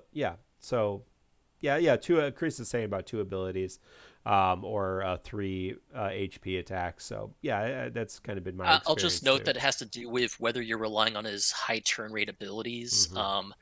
As a reminder, skill 2, Holy Flame's high turn rate, and his Brave Plus Light Slash's high turn rate. I found them very useful for manipulating turns, but he will not get his EX up as fast if he's relying on those abilities. Yeah. So that's, I like him a lot. I think he does fit in nice to a lot of different teams. Obviously, Selfie would be a good fit. We'll have to see how he goes with Selfie, but again, he's not the most powerful character. He kind of takes in that third role. I generally talk about, you have 1 support, 1 main damage dealer, and then kind of that third role, which could be a tank, a utility, a debuffer, enchanter, imperiler. And so he really does fit in that third role very well. But he's doing decent damage. He's bringing auras. He's helping defense. So I like him a lot. I purpled him. So. I'll keep mine brief. Going last. Again, just like Vayne, insanely strong character. Only downsides I can think of is I think his S2 heal is based on damage done, and those are always iffy because they don't scale. Right, they don't scale indefinitely. HP damage dealt is pretty damn good, but again, like anything scaling off damage done gets cut faster than, say, just a flat heal or flat potency. And the second thing is we're still in the middle of Screw Holy attacks. We took a break on this event because Pestle's, a synergy character. But going forward, we're still in for a couple of weeks of Absorb Holy.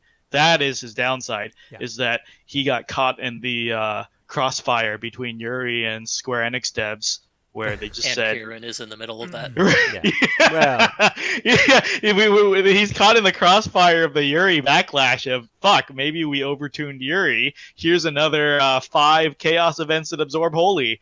And so, Pestle's caught in the backlash of that. So that does limit his effectiveness coming up. But again, just like Onion Knight, I think he's a jack of all trades that does everything particularly well. Like Chris said, he heals damn good enough, even with a battery against resist. He heals damn good enough to be a main healer. His auras are great, and in the right fight and the right team, that holy damage can be very significant. So very powerful character, strong investment, but again, watch out for those holy absorbs coming up. And again, the damage reliant potencies will hinder him moving forward in the long term. Chris, did you have the podcast polls available?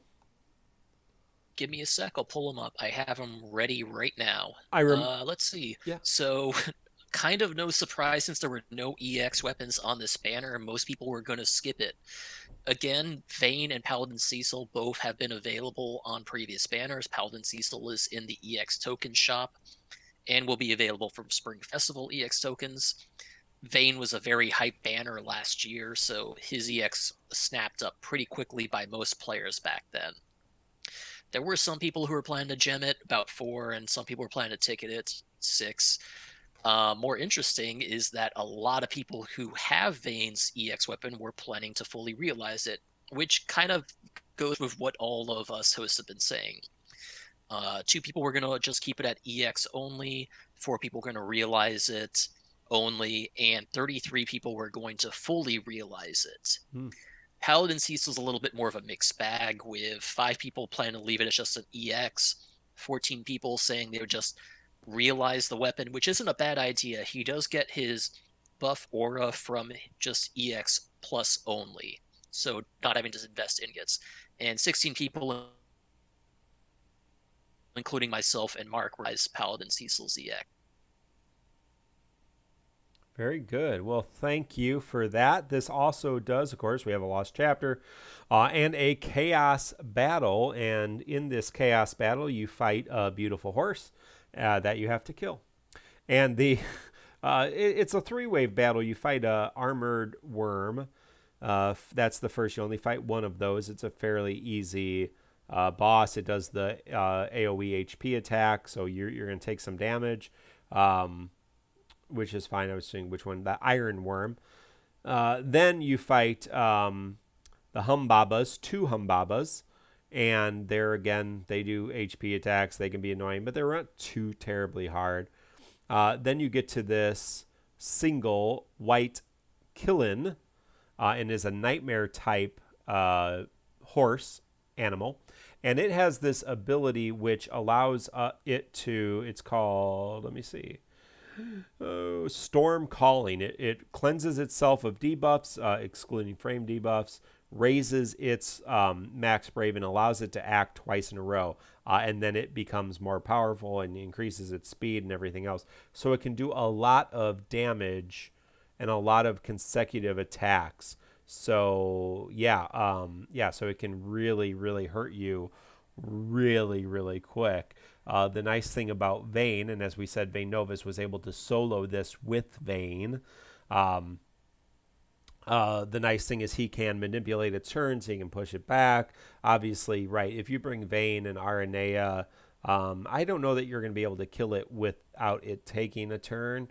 There may be something. I think there have been some Aranea Vayne runs. I don't know that you can kill it without taking any turns whatsoever. But thank you, Oxy, for the Twitch Prime sub.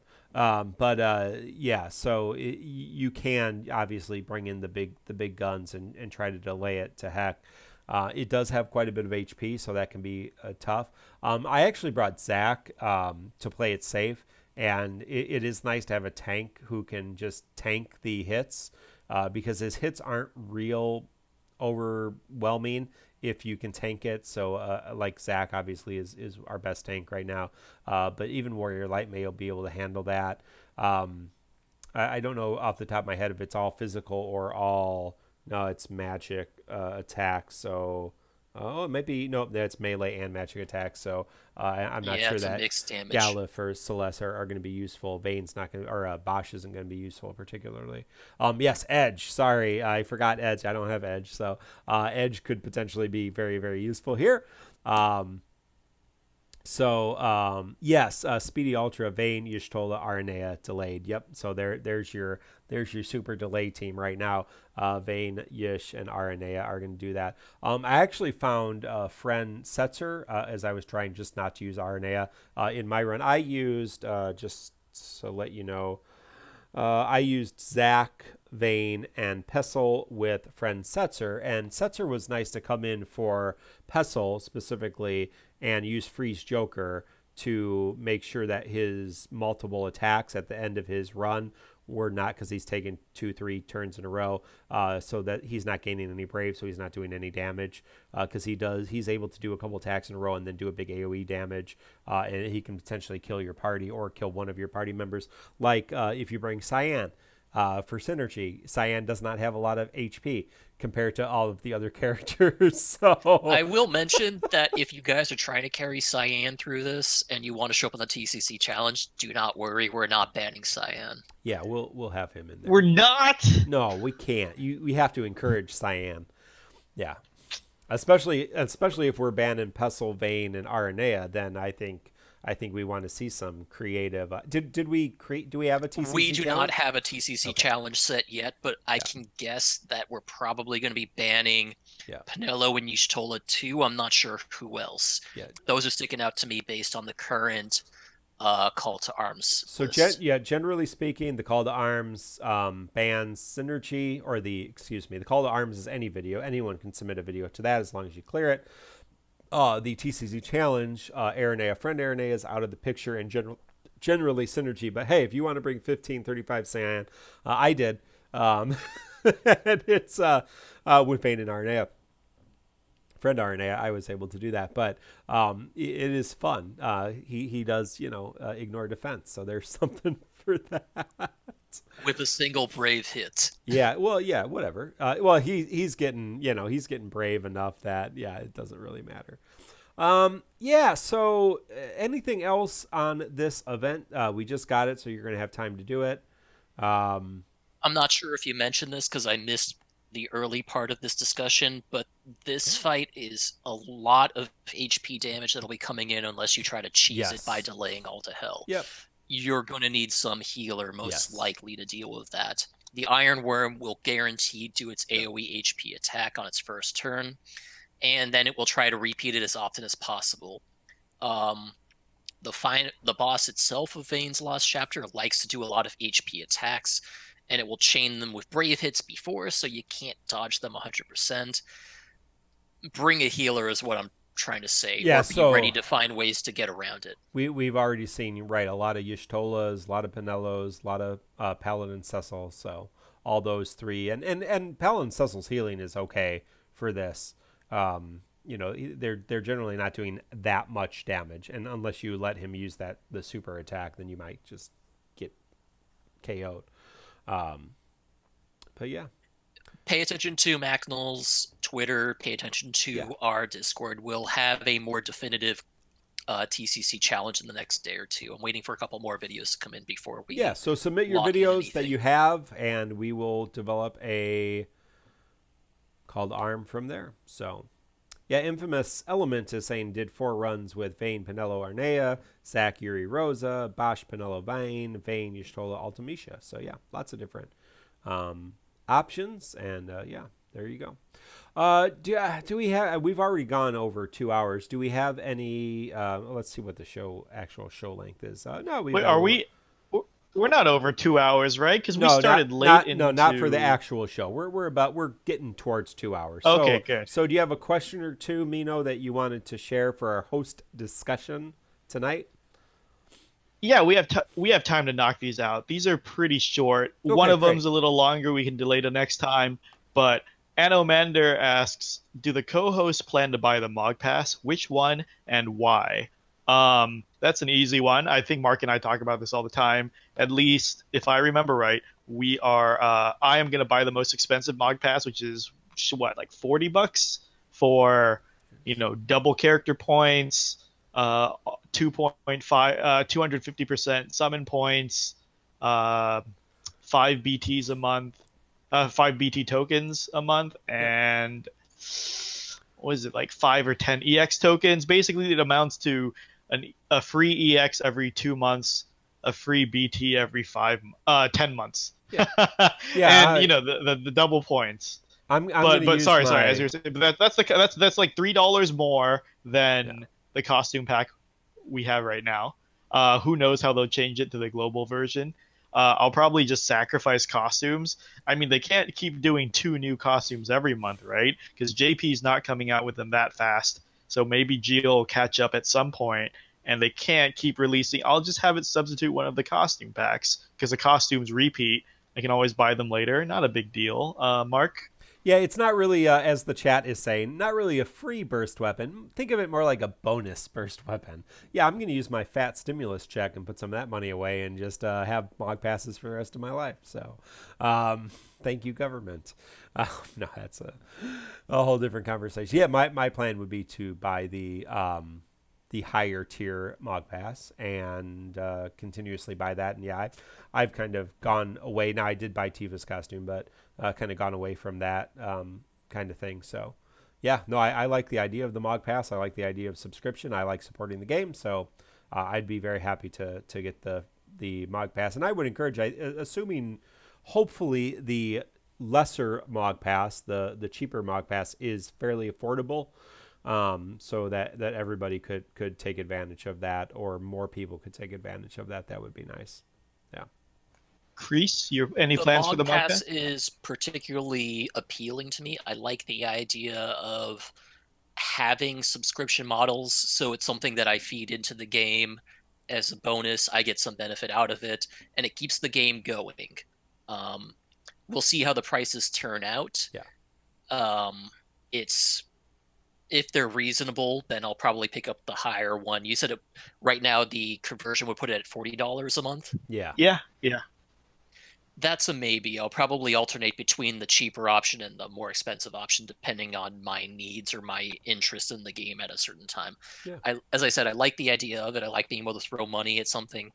I really loved the monthly, what were they called? Kubo card? Shit.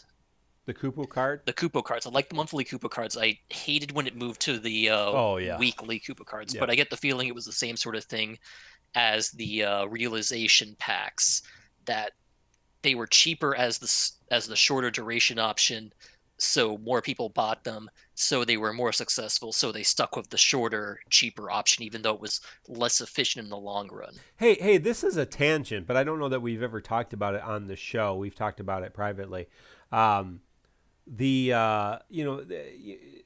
I post stuff on a lot of us, the three of us hosts and a lot of other people, we have a good number of resources available. We plan, we save. We have people on, friends of ours, members of our Discord, who have over 1.5 million gems. Obviously I've got over 1,000 tickets. And I see people getting called out all the time, especially on Facebook, for being whales with, 500,000 gems or 300,000 gems or, 500 tickets.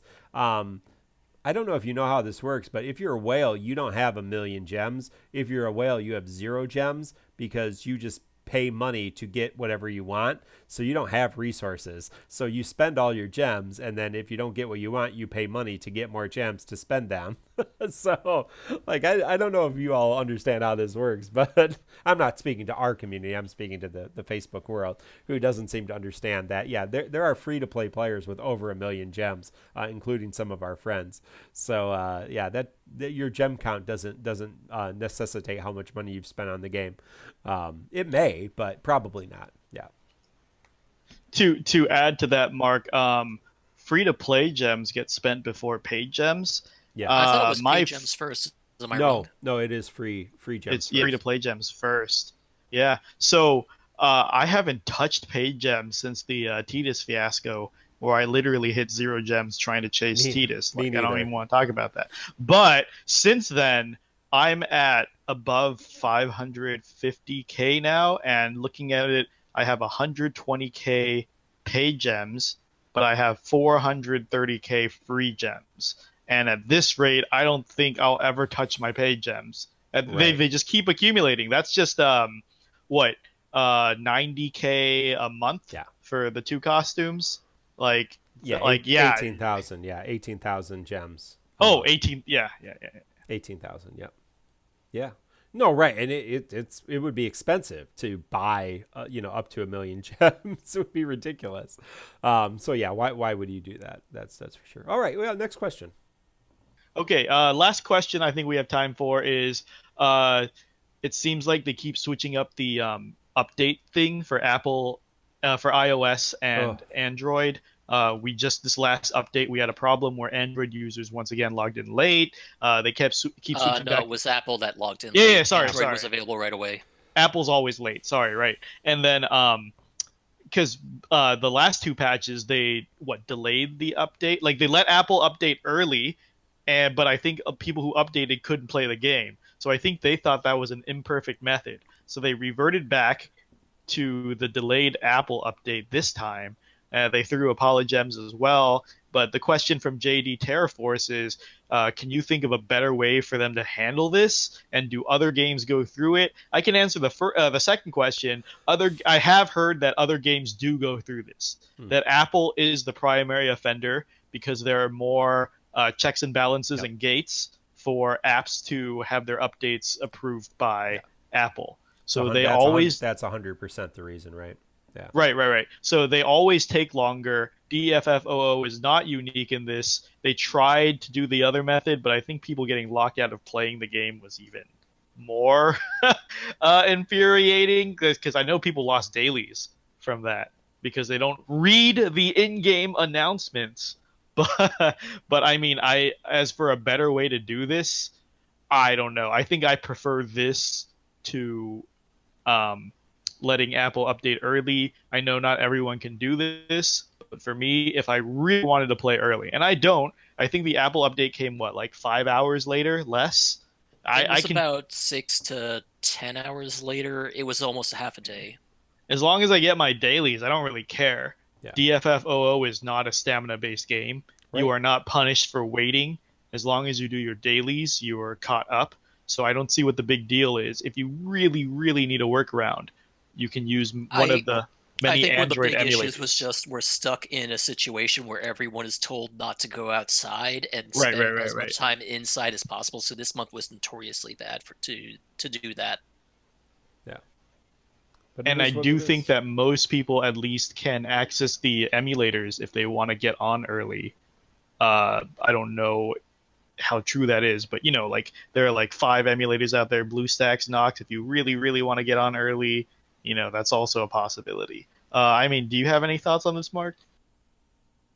I didn't think. Oh yeah, I suppose I was gonna say some of them you can't use if you have an Apple account, but yeah, no, I mean it is what it is. I think it's just something we've come to expect. It's one thing to mention. Jutai is mentioning that that 5-hour window might be the only time some people have to play. That's fair. That's fair. Yeah, that's fair. Yeah. Yeah, and I would say if that you find yourself in that case, just pay attention to when maintenance starts. Get on before, play, and then hopefully when it ends, you can get on again and play. And at the end of the day, the login rewards, especially right now, are really nice. But if you do miss them, it's not the end of the world for missing one day. So, but yeah, and they do give us some extra rewards. So it is buy an Android, problem solved. Well, there you go. That is another option. Let's do this Anomander question that's left in podcast questions and leave the other question for next week. Right. The last question definitely for next week. Sorry, Energy. We'll get to it. Anomander, I was actually just going to answer him in Discord. I didn't feel like this warranted time, but if we want to do this, Anomander also asks, what character / kit are you looking forward to the most this month? Kreese, you want to go first? For the memes, Gilgamesh. Oh yeah, I forgot you were doing. Mark. I have said I'm doing it. Gilgamesh is my favorite character from Final Fantasy V. He is getting 3-3'd. I am going to try to use him. I'm looking forward to Beatrix's realization actually quite a bit. With some of her new mechanics. So, yeah. Shit, I'm not actually super excited about any characters this month for personal reasons. Only for like meta reasons, of course. Like you got Leo and Vayne, but we already know what they do, and people do similar things to them. Fuck, who comes out this month? Aren't you excited about Fran? Hope, Shadow. Oh yes, Fran is cool, guys. Fran is the best. I'm most excited for Fran. Steiner. I always thought she is my favorite debuffer kit in the game. I will definitely pull. I don't know if I will 3-3 right away, but I will pull. Planning to pity on that, I think. And Fran's the best. Cool. All right, well, looking ahead as we end up tonight, we have a Beatrix event hitting on the 5th already. Then we have the special Burrow of the Phoenix event on the 8th. Dimensions and Entropy Tier 9 also on the 8th. So we cover, will that hit? No, that hits right before or right after our next show. When is our next show? On the 9th? Yeah, so right before. So we'll have a packed show next week. Then Act 2, Chapter 8, Whither the Wind Returns, and that is General Leo. Fran LC on the 19th, Paladin Golbez on the 22nd. And then the next Squex community stream, fingers crossed, is the 27th. And then hopefully the 10th Awakening Wave, level 70 Awakening Wave, will be after that with that sweet triple EX banner, Lightning, Hope, and Shadow. Mark, I think you spoke out of turn. It's not X-Death. It's actually White Gilgamesh. Yeah, no, it's a Paladin. Like, It's white Gilgamesh. Yeah, Paladin Golbez is what I said. Yeah, or blue Polbez, as Polbez. people like to say. Oh yeah, Golbez. Paladin Golbez. That's Golbez. right. Sorry, I Golbez. forgot what her joke was. Yeah, blue Golbez. Blue Golbez. Blue Golbez. Yeah. Yeah, it's morphin' time. Anyway, hey, this has been episode 96 of the Crystal Chronicles. Thank you. You can listen to the whole episode back if you missed part of it on Twitch Video On Demand. I will be putting it early tomorrow. It will be on YouTube. It will be on all of your podcast apps or on our website, tccpodcast.com, where you can check out all of the streamed versions or all the audio versions. All the video versions of our shows are on YouTube. All the audio versions are on any of your podcast apps or on our website, tccpodcast.com. There you can find links to our social media, Facebook, Twitter, and our Discord. Join our Discord. We have a great community and all of our friends that make this possible. Thank you. And thank you, all of you who are listening and part of our community. We are approaching episode 100. We're going to try to do some fun things during this for, at least for me, a whole nother month of shelter in place. So that may be you as well. So we will find some things to enjoy about this month in Defo instead, since we can't go out. So thank you for myself, Mark, Kreese, Mino. This has been episode 96 of the Crystal Chronicles. Until next time, best of luck to all of you, and goodbye.